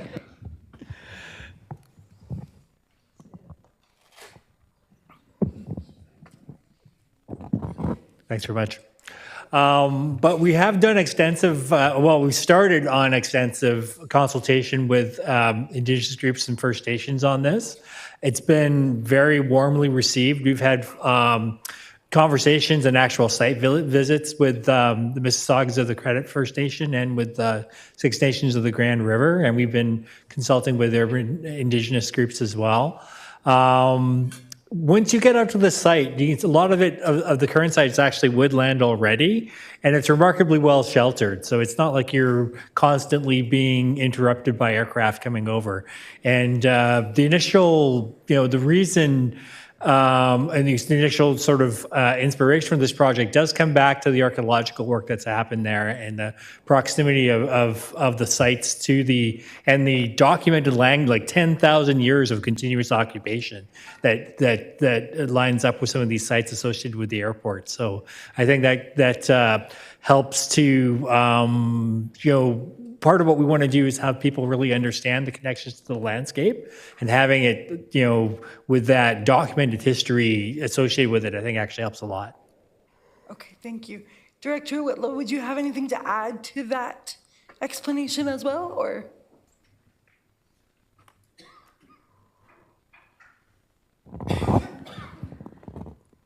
Do I have to say through the chair? I'm not sure. You just did. Okay, great, good. So we've been out there a few times with Commissioner Rodriguez. There's still deer tracks in the area, which is what the neutral were known for, really, how their name came about. And surprisingly enough, once you get further on past the airport value lot, you can't hear anything. And it also has this natural dip in the middle of it where we just envisioned it would be perfect for ceremony because it's out of the public eye. Okay. I just wanted your stamp of approval, Paula. That's what I was looking for. Chairman, I do have one further question, but I can go back in the queue if you want. Okay, I'll put you back in the queue. Councillor Rodriguez. Yeah, thank you. Through you, Chair. Thanks so much for both of the presentations, for all of the great information that was shared with us today. I think it's in the airport or the landscape report that it talks about forming some form of Indigenous advisory committee to help guide the project. And I'm just wondering if that's something that we've thought about formalizing for other projects, if, or if this is a sort of a one-off thing, or if there are other regional projects that, should this work out, you would benefit from that expertise. So through the chair, that particular example is for this project. I think it's a methodology that could be applied to other projects as well. Certainly when we did the public consultation for the reinvention of Dune, we had a advisory committee that wasn't exclusively Indigenous, but there was Indigenous representation on it. And it was broadly, broadly based with community connections. So I think that is a good methodology to follow for projects like this. And certainly, I think once we've done it with this project, that probably lays some of the groundwork for future projects as well. That's great to hear. Thanks. I don't know if Commissioner Rose wants to comment. There are other processes we have very much engaged with First Nations. Jennifer? Yeah, just to add, thank you, Chair. All of our projects, our infrastructure projects, we do consult with First Nations, and Part of it is a requirement from the province, duty to consult, but I think we take it a little bit further here at the region in our efforts to support truth and reconciliation. For the water supply strategy, for instance, we've made extensive efforts to meet with Indigenous nations. We also, the department that Rod leads, the Commissioner Regier leads, and myself, and also Commissioner Spooner, we meet actually quarterly with Mississaugas of the Credit First Nation and with Six Nations to talk about all of our projects. So we're very proactive, and although we don't have an Indigenous Advisory Committee, I guess we loosely do. We're quite pleased to work with them and incorporate things that are important because we do take very seriously in EES as we're doing all of our construction type projects that we share the land. And we want to make sure that we're doing that properly. Councillor Rodriguez? Yeah, and thanks for that clarification. And that wasn't to say that work doesn't happen already. We definitely see it in the reports that come forward. It was just this notion of a formalized group that might stay for many projects and be something that goes forward. But definitely recognize the work that goes into many initiatives across the region. Thanks. Councillor McCabe. Thank you, through you, Chair. Thanks for the information about what's happening at the airport. I appreciate that. I had a question around, I was going to ask about water strategy, so thanks for reading my mind, Commissioner Rose. But Paula, I was curious, and maybe this is also for Commissioner Sweeney, about you had, in the slides it referenced some housing for KW Urban Native Wigwam. And so I was just wondering in general, because of the variety of housing that we're building, are there other projects that we should be considering, either with KW Urban Native Wigwam or that you think we need? I don't know. Whoops, sorry. I don't know how much, if you've provided input into our homelessness and housing strategy that we have, and if you could maybe just give us a bit of a snapshot on the housing front with First Nations in our community, or someone, that would be really helpful. Thank you. I think Commissioner Sweeney's happy to comment. I'll start and ask Paula to maybe comment just on the overall approach. So the housing project that's referenced in the report is indeed the KW Native Urban Wigwam partnership. You might remember back in the summer of 2022, we brought forward to the previous council what we entitled at that time the interim housing plan. And there were a number of investments that came through from that, and including a commitment to work to build and develop Indigenous-led, Indigenous-focused supportive housing. And so the partnership with KW Native Urban Wigwam came out of that. That's currently focused at their site on Cambridge Street. And there's a number of other references in the report. We do recognize this is a body of work that we continue to have to focus our intentions on. I don't have a specific project that's upcoming, but we work very closely with our agencies in the community to address that through that specific project, but also there's rent supplements, and there's a partnership with Crow Shield, and so there's a number of projects that we have on the go, and we'll certainly continue to bring those forward as we have them. But maybe I'll just ask Paula to talk a little bit about the community impact on that side. Thank you, and through the chair. So we have been in discussion with the plan to end chronic homelessness, and we've been advocating for having healing places to heal within any new developments or complexes, as simple as just dedicating a room for Indigenous people where they can do their crafts, they can have an elder come in, learn a language, etc., as well as within the outside landscape as well, talking about that sacred fire and planting medicinal species. So yes, we are slowly. Okay, I'm glad to hear that. So it's more integrated, it's not standalone housing for some First Nations or through KW Urban Native Wigwam? Or what you're describing, Paula, is that integrated into like affordable housing builds and you designate space inside and outside for First Nations, like sacred space? I can't say for sure. I just know that I communicated that with the appropriate people, and they're running with it. Okay.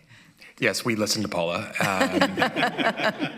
And yeah, so it's a bit of both, Councillor McCabe. So, you know, the conversations with Paula's team and with community about making sure as we bring new opportunities on that we're thinking about this space and the spaces that we're building and supporting from an integrative perspective, but also acknowledging what we're hearing from the community is the additional importance of Indigenous-led and Indigenous-focused, and we're really walking alongside and trying to be good partners and allies in that work, and letting you know, the folks with that experience and background really lead the development of the work as it comes along.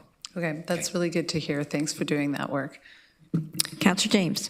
Thank you. Through you, Chair, to Paula and the team, I just want to say, like, this is wonderful. You have done and continue to do amazing work, knowing where this started some years ago, and that's the entire team. You know, to see this progress, to see what's come about and addressing and turning things into action and really, you know, taking, you know, the theory into practice for how reconciliation can be done.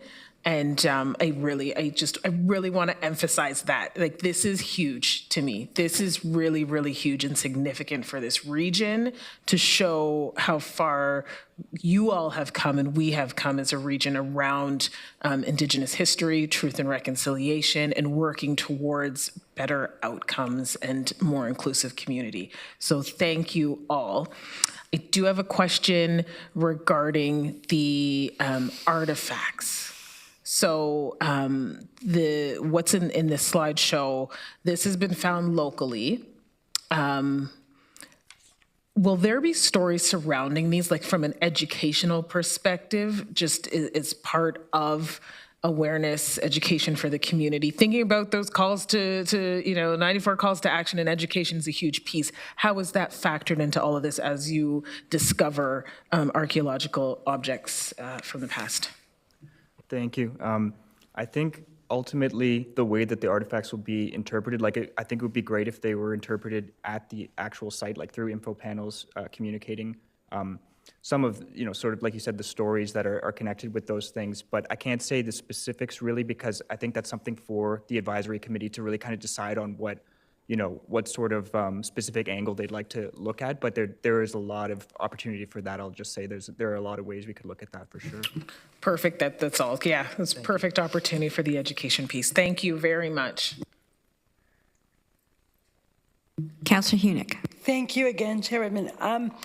I think, like Councillor Rodriguez, I'm thankful that we do have Indigenous advisors, be they staff members, formal or informal. And I got a little lost in the report in terms of what is the role of the RAP, which I believe is a staff-led initiative, versus the advisory group for this project. Do they intersect at all? Maybe this is a bigger question than for around this table. Maybe council should have an education session. I don't know. If you can answer it in 30 seconds or less, feel free. Take 60 seconds. You don't have to do it in 30. Through the chair, so RAP is more internal municipal staff working across all the municipalities. And we've kind of do the building blocks behind the scenes, whereas the advisory committee would be more external in their capacity. Thank you for that explanation. And is the internal group consisting of primarily Indigenous staff or staff from various groups? All the municipal Indigenous leads do sit on RAP. Excellent. Yes. Thank you so much. So on behalf of council and a grateful community, thank you very much for showing us the way in navigating this. It's very exciting. These two reports are for information. So thank you all for a great presentation and the ongoing work that we will walk together with. Thank you. So colleagues, matters under Committee of the Whole, Culture Drivers of Tourism Additional Grant. I think, Julian, are you back up to talk about this? And this is to introduce a report, and this does have a motion with it. Julian, the floor is yours. Thanks very much. I'm not sure why I went back to my chair. Yes, this is coming forward from a report that from a delegation that happened at Admin and Finance, where we were asked to look at the allocation that from the cultural drivers of tourism grants that we had allocated to Oktoberfest. And, could we see our way to bring them back up to their historical amount of $65,000? So what we've done with this report is basically said we've already dispersed the $250,000 that's in the cultural drivers of tourism grant budget for this year. So we would need to disperse another 23,900, I think it is, to bring Oktoberfest up to their 65,000, and for the sake of consistency, to bring the Cambridge Scottish Festival up to their historical amount of 10,000. So I do have speakers. Is there anybody that's willing to move and second this at this point? Moved by Councillor Gowing, seconded by Councillor Erb. Thank you, Julian. Don't go away. Councillor Salonen. Thank you, through you, Chair, and thank you, Julian, to you and your team for finding some solutions, especially I know this is since our last committee meeting, so thank you very much for doing that. I guess I was just curious, and I understand the note of making consistency in terms of introducing the Scottish group that was not included in the request to staff. I guess just where I struggle is we make decisions around this horseshoe, then we unmake decisions around this horseshoe, and all of it often is around budget items. I really struggle seeing this added to the report.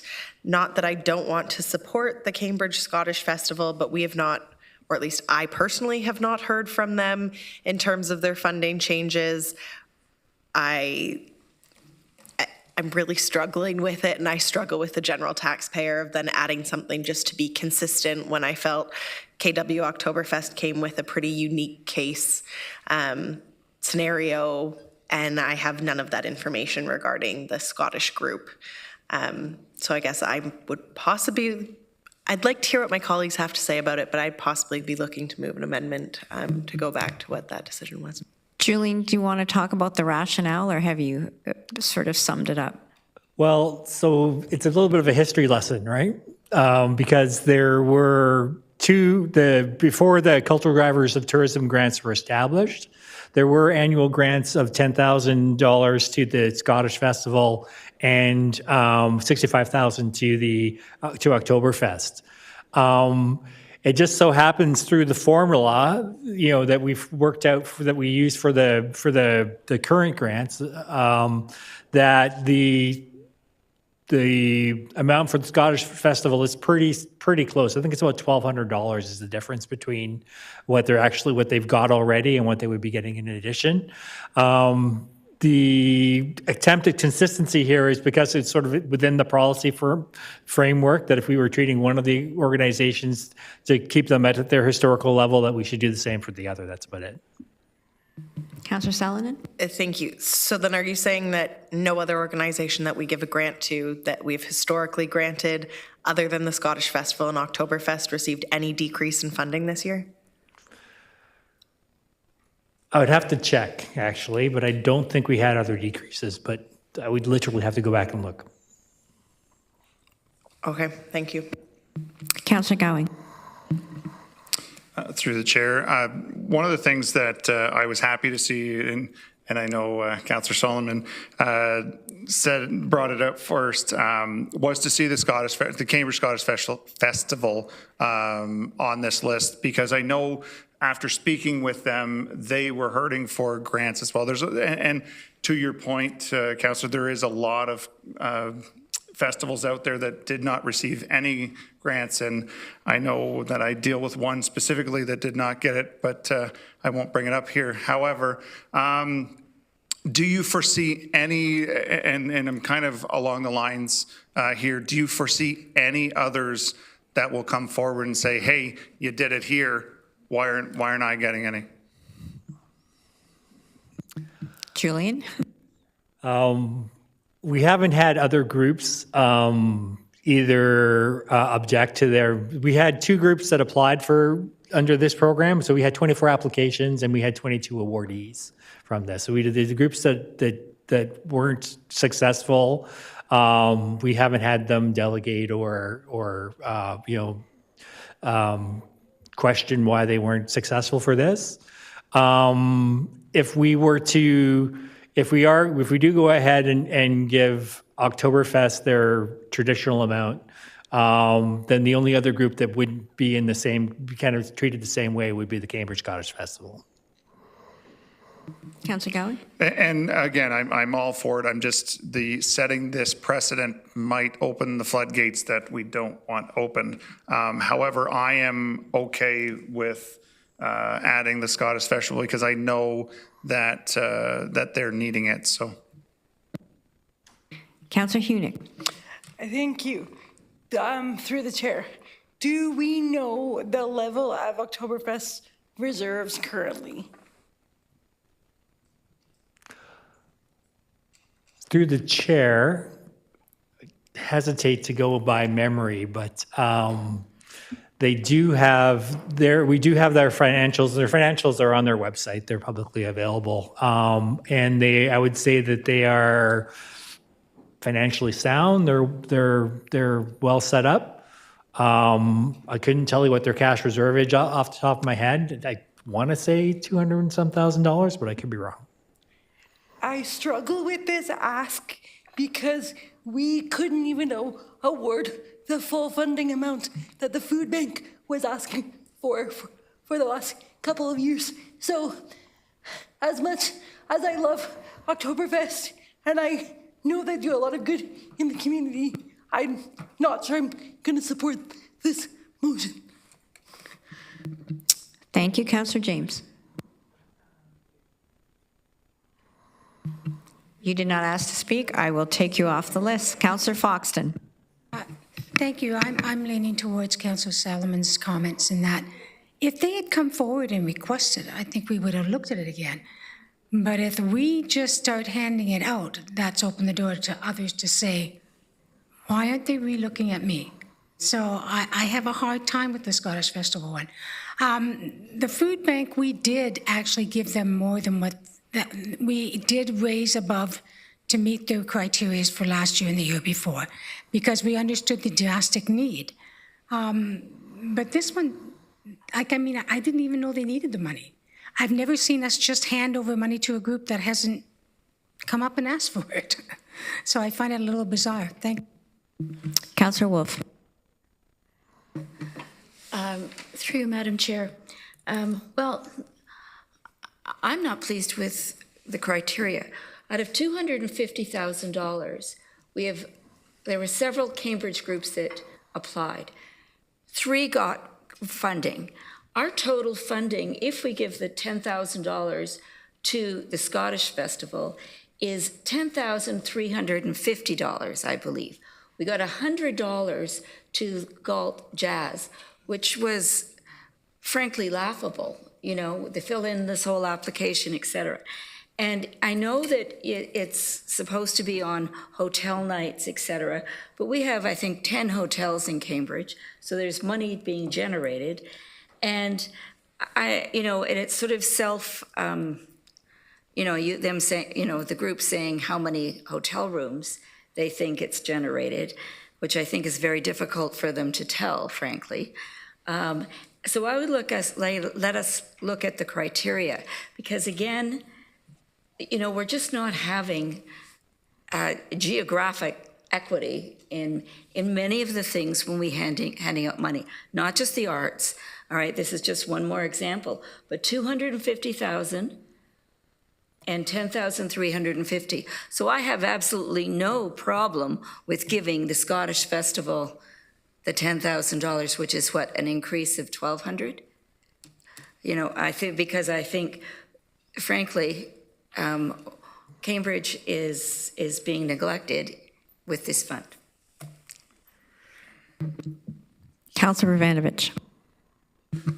Thank you very much, and I want to thank staff for bringing the report back as well.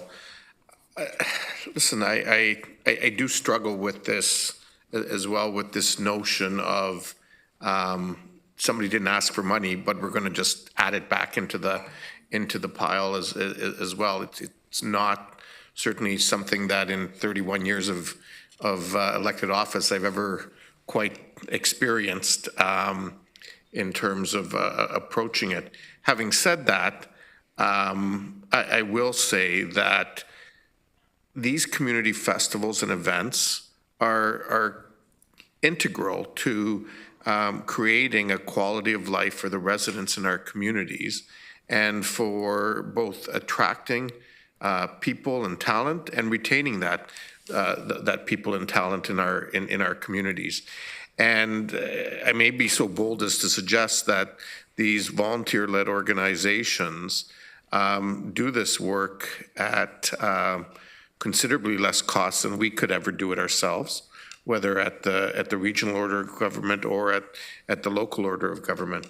And that's why I believe these investments are important.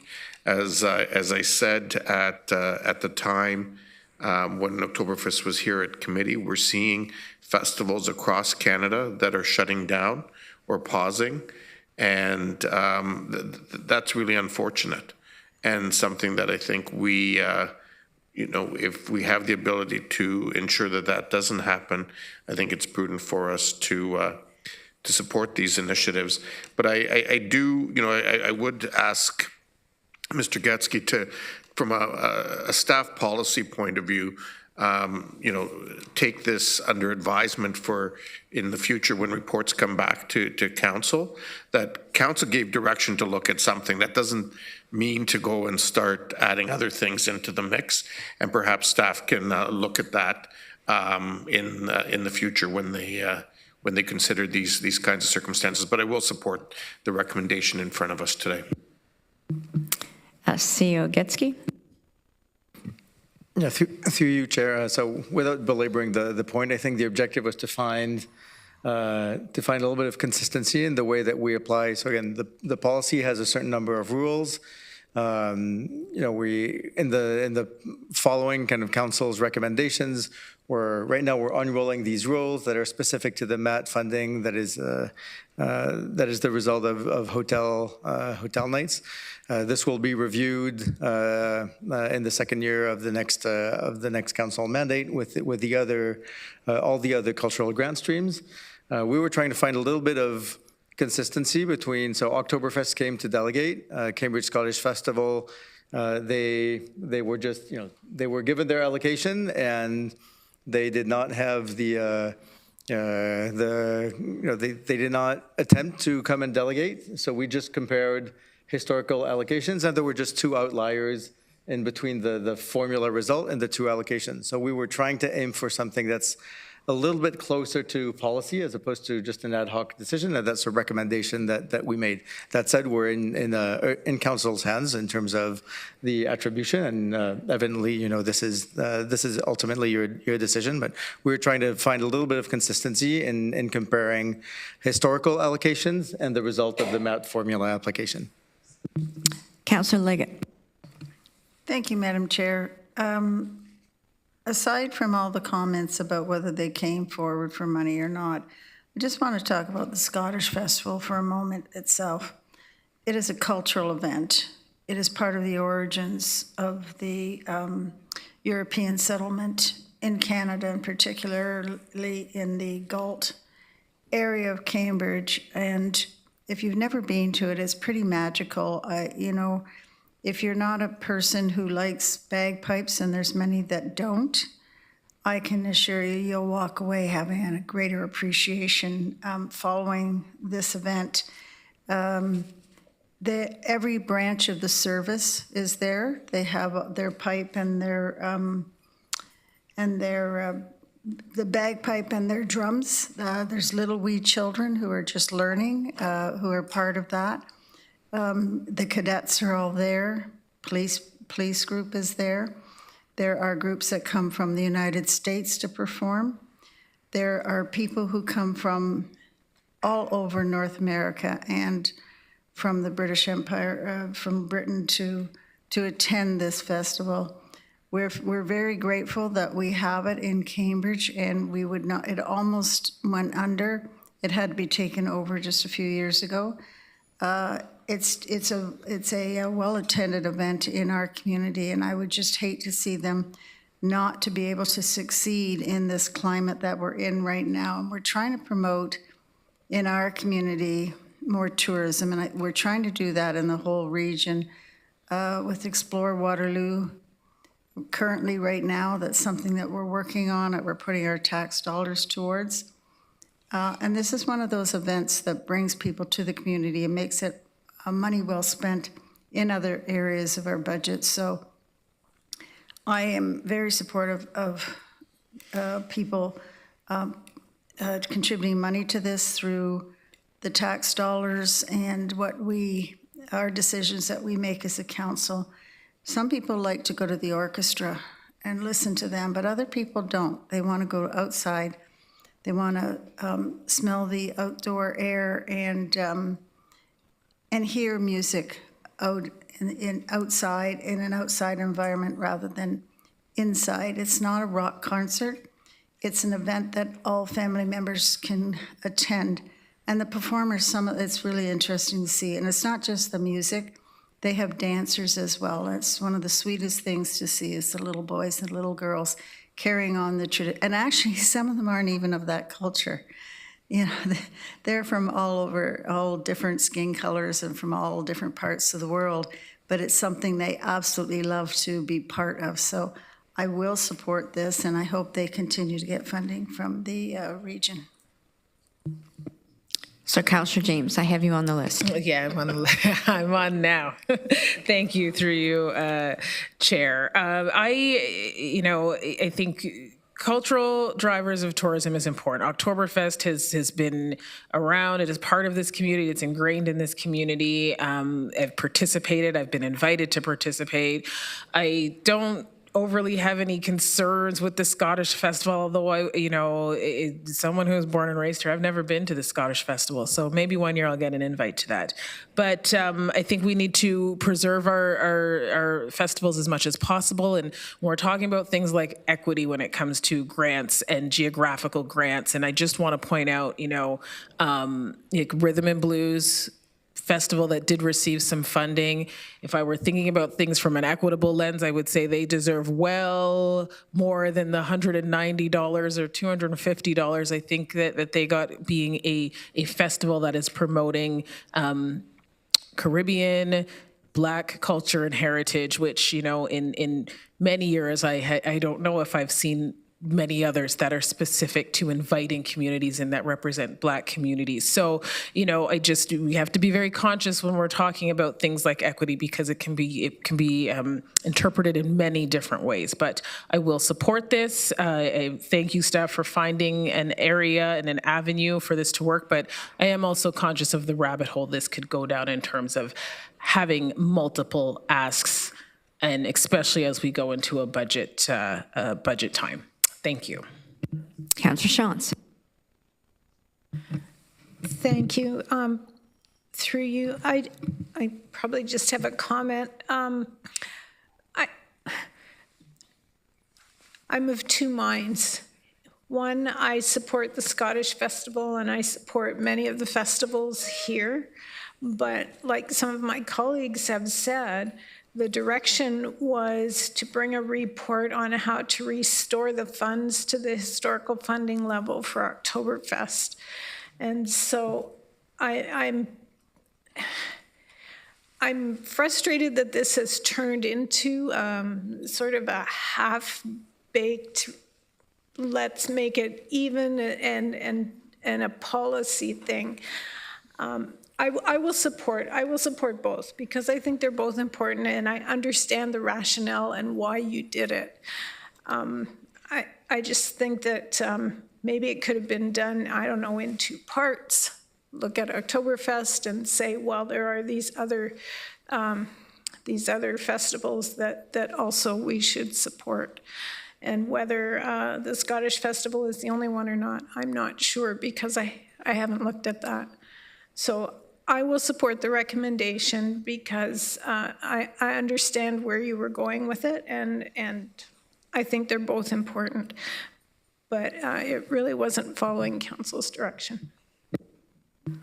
And I am going to go to a list of speakers, but I do want to pick up on one of your points, Councillor Shantz, and I think that's what Matthew Getsky was trying to say is one of the things that this council did ask staff to come back with is something that reflected policy. Now, this is not a policy change. This obviously is us being inconsistent with the existing policy, but I can see that they were trying to bring some consistency to one-off and all of the criteria for this fund. And this isn't the only bucket of funding that we have. This happens just to be a specific one with specific criteria will be reviewed in the second year of the next mandate of the next council. So I think your point about referencing policy is right on.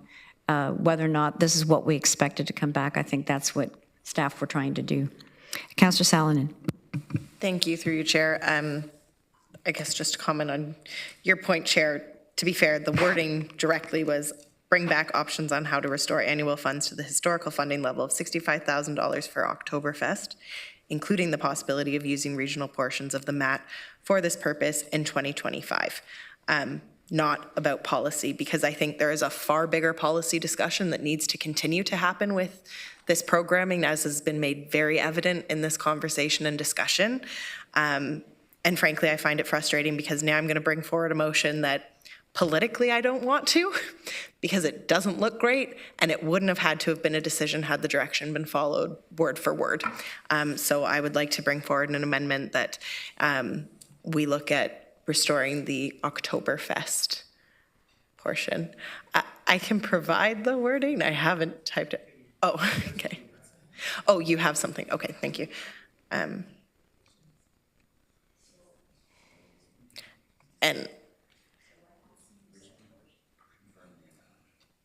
yeah, and I don't even know the amount because in the report it wasn't clear how much was going to whom.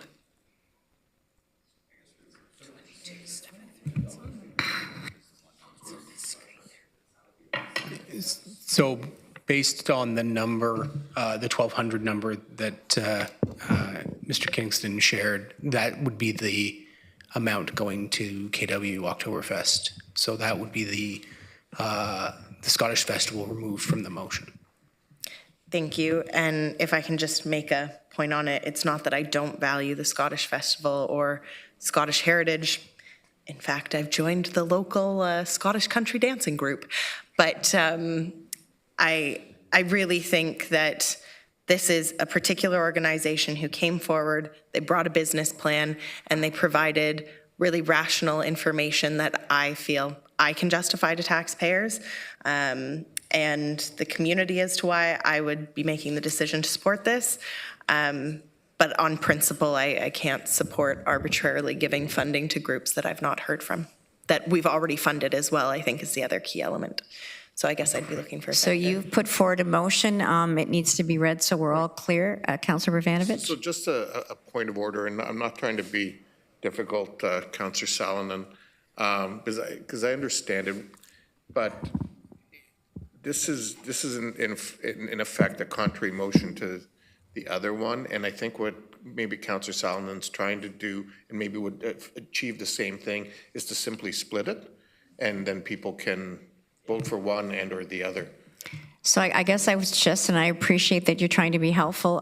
There are two options. If Councillor Salonen wants to put this one forward, which is just restoring the funding to Oktoberfest and gets a seconder, if somebody wants the Scottish Festival to get their funding, they would vote against this amendment and we go back to the recommendation that has already been moved and seconded. So Councillor Salonen, you want to put forward a motion? I don't care logistically how we do it. I think everybody understands the essence of what I'm trying to get to, so I would defer to the clerks on.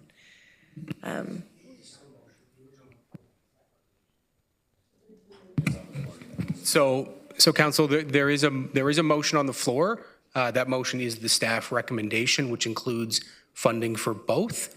If Councillor Salonen wishes to amend the motion to just provide the funding to KW Oktoberfest, that would be the amendment that we would recommend. And should anybody wish to provide funding only for KW Oktoberfest, they could support that. If they wish to provide funding to both, then I would suggest you vote against the amendment. And if you want to provide funding to neither, then you could vote against both the amendment and the staff recommendation. Councillor Craig. Why don't we, I think that the issue's been brought up just having two separate motions. I mean, what we're doing is we're getting into a negative field here by voting against something, and I don't like that. I think we have the two motions, one for the Scottish Festival, one for the Oktoberfest, and we vote on them separately.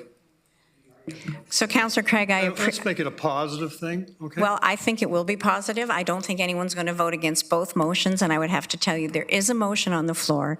There is a motion to amend it by Councillor Salonen, which is just restoring the funding to KW Oktoberfest. Do we have a seconder for that motion? Okay, it's been seconded by Councillor Harris. So I would suggest now, I do have speakers. We would be speaking to the amendment, or we can go right to a vote. So the motion before us is that the Regional Municipality of Waterloo use an additional $22,700 from the MAT reserve to restore KW Oktoberfest funding to $65,000. So it's been moved and seconded. And if you support this amendment, that means that the recommendation from staff, which has been moved and seconded, would not be put forward, and the Scottish Festival would not get their funding. So, Councillor Hunick, do you want to speak to the amendment?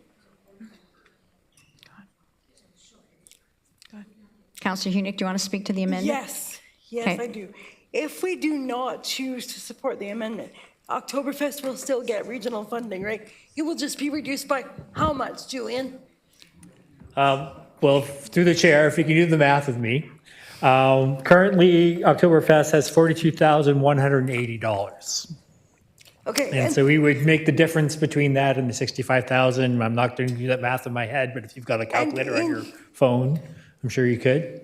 In the Oktoberfest delegation, they mentioned that in order to get regional funding, they have to spend money on making a regional report. I'm just wondering, how much does it cost to get that regional data that they pay money for? And could we save them more money by just erasing the need for that report? So through the chair, if I can give a little bit of background on how the formula for the cultural drivers of tourism works, it looks at, it's reported by tourist visits, basically, to the festivals. So we take a total for everybody's visits from all 22 organizations, and we divide it by the number that particular festival got to give us a ratio. So the numbers from the formula are determined by the ratio of the number of visitors that the festival got, which is self-reported, versus the total number that everybody got.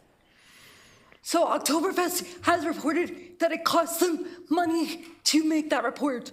Do we know how much money that report costs? And could we just recoup their money by removing that requirement? I couldn't speak to what the individual organizations, what they might, like how they collect their own stats and what that might cost them. So I don't have a way to give you that number. Thank you. Okay, are we speaking to the amendment, Councillor Foxton? Call a question.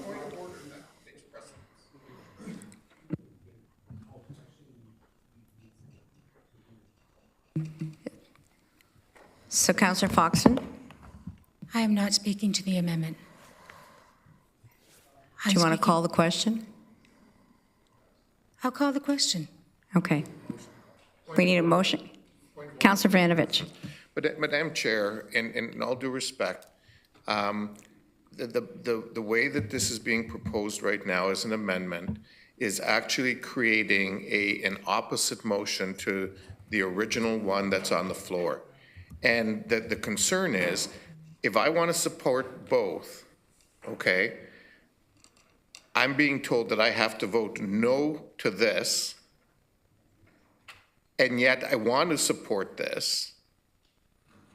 like, I want to support Oktoberfest, but I'm being told I have to vote no to this in order for that to happen. That's why I'm saying the proper way to handle this, in all due respect, is it should be split. So in all due respect, this is an amendment to a motion that was moved and seconded. So I'm going to do I have a challenge the motion to chair. call the question? I'm going to challenge the chair. You're challenging the chair? I am. I'm Okay. sorry, but I know that from a rules of procedure, this isn't a correct interpretation. So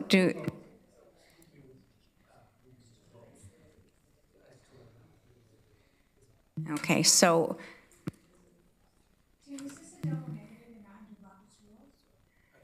okay. So I would respectfully disagree with Councillor Vrbanovic that it is, because this is an amendment, we're amending the motion. This is not, so council would then have to vote on the motion as it was amended. So in terms of whether or not it's a negative motion would be if we just added that the regional municipality of Waterloo doesn't provide the funding as written. That if the amendment was to not provide the funding, then I believe Councillor Vrbanovic would be 100% correct that it would not be an appropriate amendment. This is an amendment to change the funding. In terms of splitting the motion, if the original motion had been written such that it was $22,700 to Oktoberfest and $1,200 to the Scottish Festival, then absolutely splitting it would be appropriate. The original motion as it's written cannot be split without an amendment. Chair, I don't know how there's not an ability to vote on two parts of a motion that doesn't have two parts to it. Chair, if I may, because I'm the one who has the amendment. Well, the chair has been challenged, so we are going to have a vote. Okay, well, no, I'm willing to take another question if it solves the problem. I'll withdraw my challenge then until we hear that. So you're withdrawing your challenge, Councillor Salonen. Would you like to speak? Thank you, through you, Chair. Again, I think that everybody understands where I'm trying to go. So with that, could I instead remove this amendment, propose an amendment that we change the wording so then it hashes out the two different groups, the two different dollar values to the motion before us? If that passes, then we could look at voting on the motion as amended in two separate parts. Could that solve everybody's questions? Okay. If there's unanimous consent to remove the amendment and have a new one introduced, Councillor Harris, you're amenable? Is there anybody who objects to that? Okay. Chair, if I may, can we just get the math right? Because I'm worried that our numbers aren't quite correct. So for Oktoberfest, the difference between the amount that they got and the amount and their historical amount is $22,820. Okay, clerk's is taking note of that. Great. And for the Cambridge Scottish Festival, the difference is $1,080. So everybody understands that's how we're parsing out these two. We'll let clerks do their magic.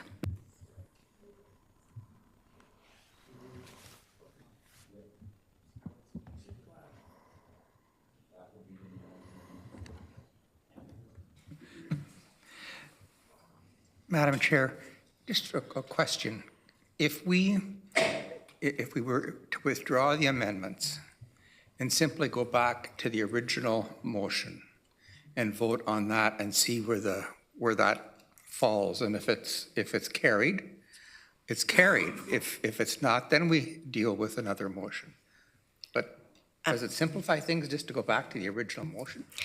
I think we would all agree unanimously this has gotten very complicated. We have a motion before us that combines the two amounts of money. And Councillor Salonen and Councillor Harris are amenable to writing a different motion. And this one's been done on the fly, on the floor. So nobody had a chance to consider this beforehand. So Clerks has now put up a new motion. I'd ask Councillor Salonen to look at it and see if it reflects. Yes, it Your reflects wishes. what I was looking for. Councillor Harris, are you still willing to second this? Okay. Then I'm going to suggest that we would take this motion in two parts. No, the amendment. Okay, so the amendment will be voted on as a whole, and then we will take the two parts separately. So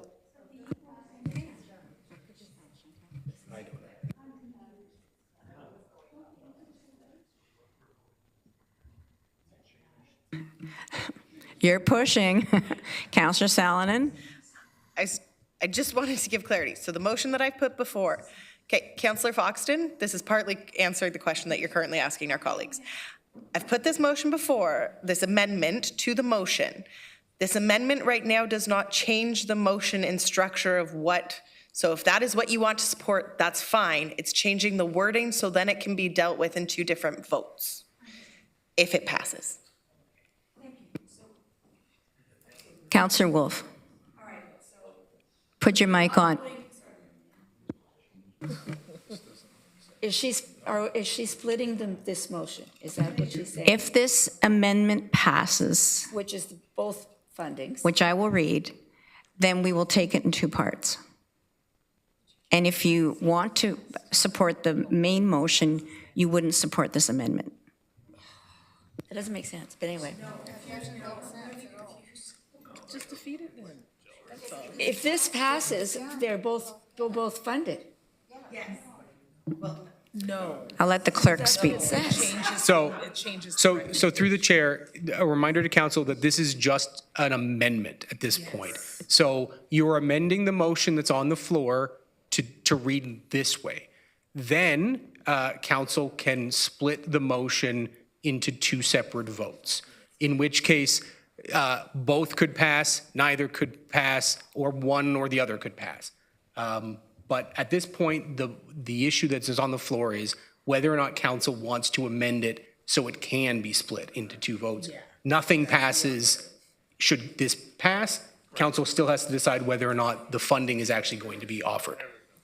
Okay, so the motion before us, or the amendment before us, is that the motion be amended to read that the regional municipality of Waterloo use an additional $820 from the MAT Reserve to restore KW Oktoberfest funding to $65,000, and that the regional municipality of Waterloo use the additional $1,080 from MAT Reserve to restore Cambridge Scottish Festival funding to $10,000. So that is an amendment to the main motion. This one has been moved and seconded, as has the main motion.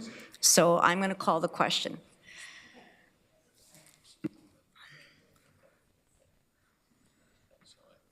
So are you saying if I want the original motion, I vote no? No, because you can still get the same outcome for voting yes for this. Let's just split the vote. Okay, but if I vote this, then it seems to me it's passed. No, because it's an amendment. This is an amendment, not a motion. Okay. It's only $1,000.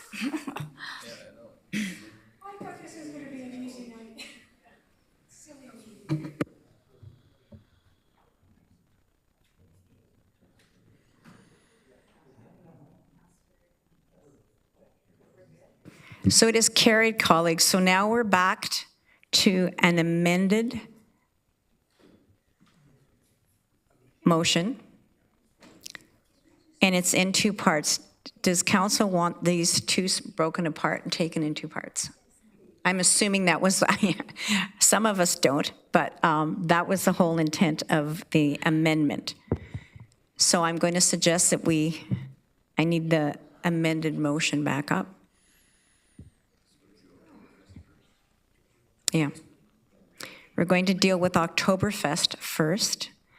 And this motion that we're voting on, this section of the motion, is that the regional municipality of Waterloo use an additional $22,820 from the MAT Reserve to restore KW Oktoberfest funding to $65,000. So call. Yes. So this is part A, and then part B would be the Scottish Festival. So please cast your ballots.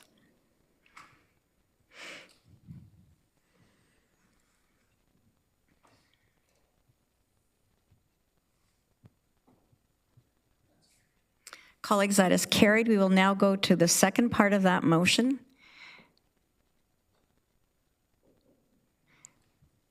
Which is the Regional Municipality of Waterloo use an additional $1,080 from the Mat Reserve to restore Cambridge Scottish Festival funding to $10,000. Please use your e-scribe to cast your ballot.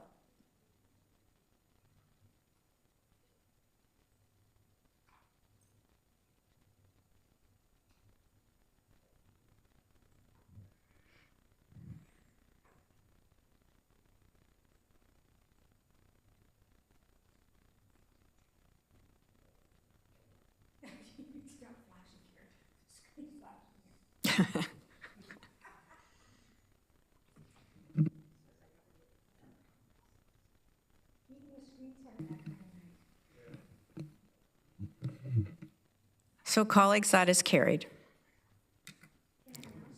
Thank you, Julian. Okay. Sorry. Councillor Foxton. Thank you, Madam Chair. What bothers me about this whole process is at committee, we committed to a certain process, and we created the motions to come to council. Staff did not do that. They changed our direction. They didn't give notice of motion. They didn't give any heads up. They just changed council's direction. At that frightens me that staff can just step in and change the direction that this council, and we didn't just do this on the fly. We sat and we discussed and we created a motion, and staff changed it. Unheard of. I've never heard of this ever happening before, that they change the direction of staff. I would like that staff follow the rules that we go by. And if council says this is the motion to come from committee to council, that's exactly what happens. Thank you. So in response, I would have to say, as messy as this has been, I think council has expressed its desire to fund both of those organizations. The final say will always be with council. And I think we had a vigorous debate. I take your point. I think I remember very distinctly, and Councillor Shantz mentioned this, though, there was talk of policy. And I understand that this is not a wholesale policy change, but it's a bit of a deviation from what policy there is. So I appreciate the fact that it was transparent. Had it come into sections, I think we would have had a much shorter meeting. So point taken, but I would have to say, Councillor Foxton, at the end of the day, it is always the will of the majority of council that decides what happens. I'll now entertain a motion for the Committee of Whole to rise and council to resume. Councillor Gowing, Councillor Leggett. Please use your e-scribe to vote.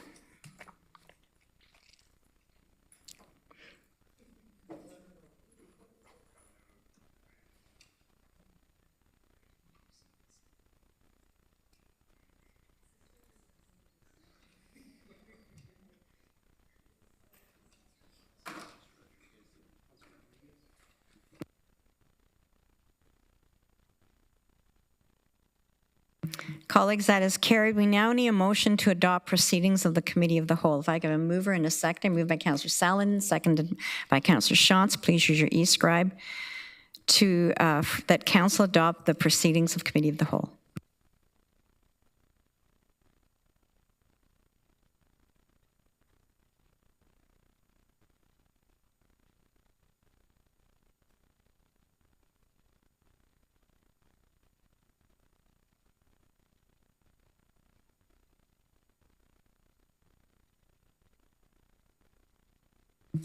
Colleagues, that is carried. There are no motions of notice were provided. I don't have any notice of motion, unfinished business. Under other business, I'd like to acknowledge that Phil Dominus, I would like to congratulate him on his recent Associate Road Supervisor Certificate from the Association of Ontario Road Supervisors. This certificate speaks to his corporate professionalism, accountability, and morale. Congratulations, Phil. That is a great honor. Is there any, yes. Sadly, Phil did not come to sit through our scintillating debate. Is there any other business? Any questions? Sorry. Councillor Vanovich, you have a question or under other business? A question, thank you. And questions for Mr. Spooner.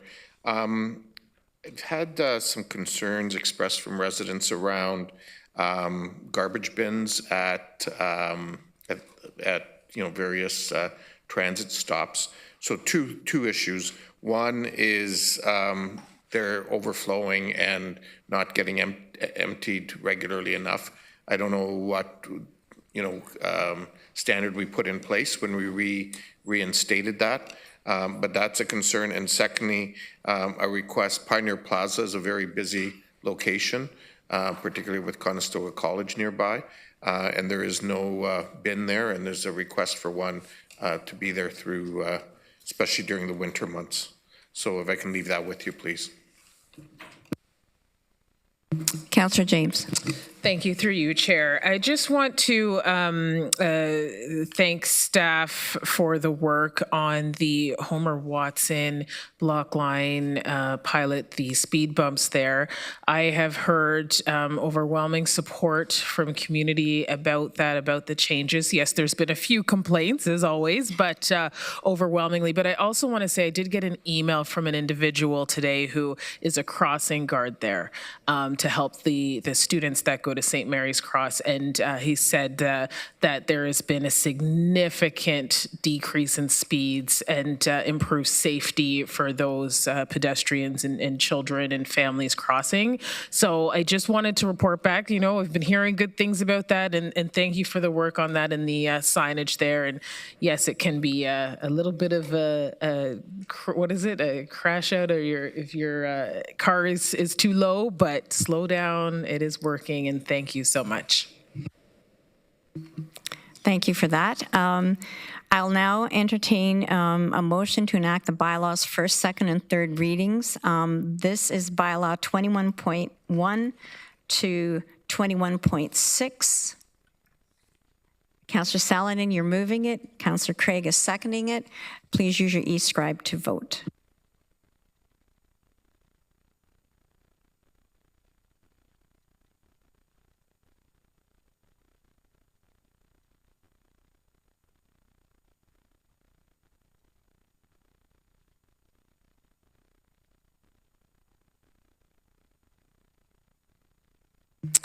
That carries, colleagues, and now everybody's favorite motion of the evening. I need a motion to adjourn. Councillor Leggett wants to vote and second it, but we will allow Councillor Gowing to second it. Please use your e-scribe to vote.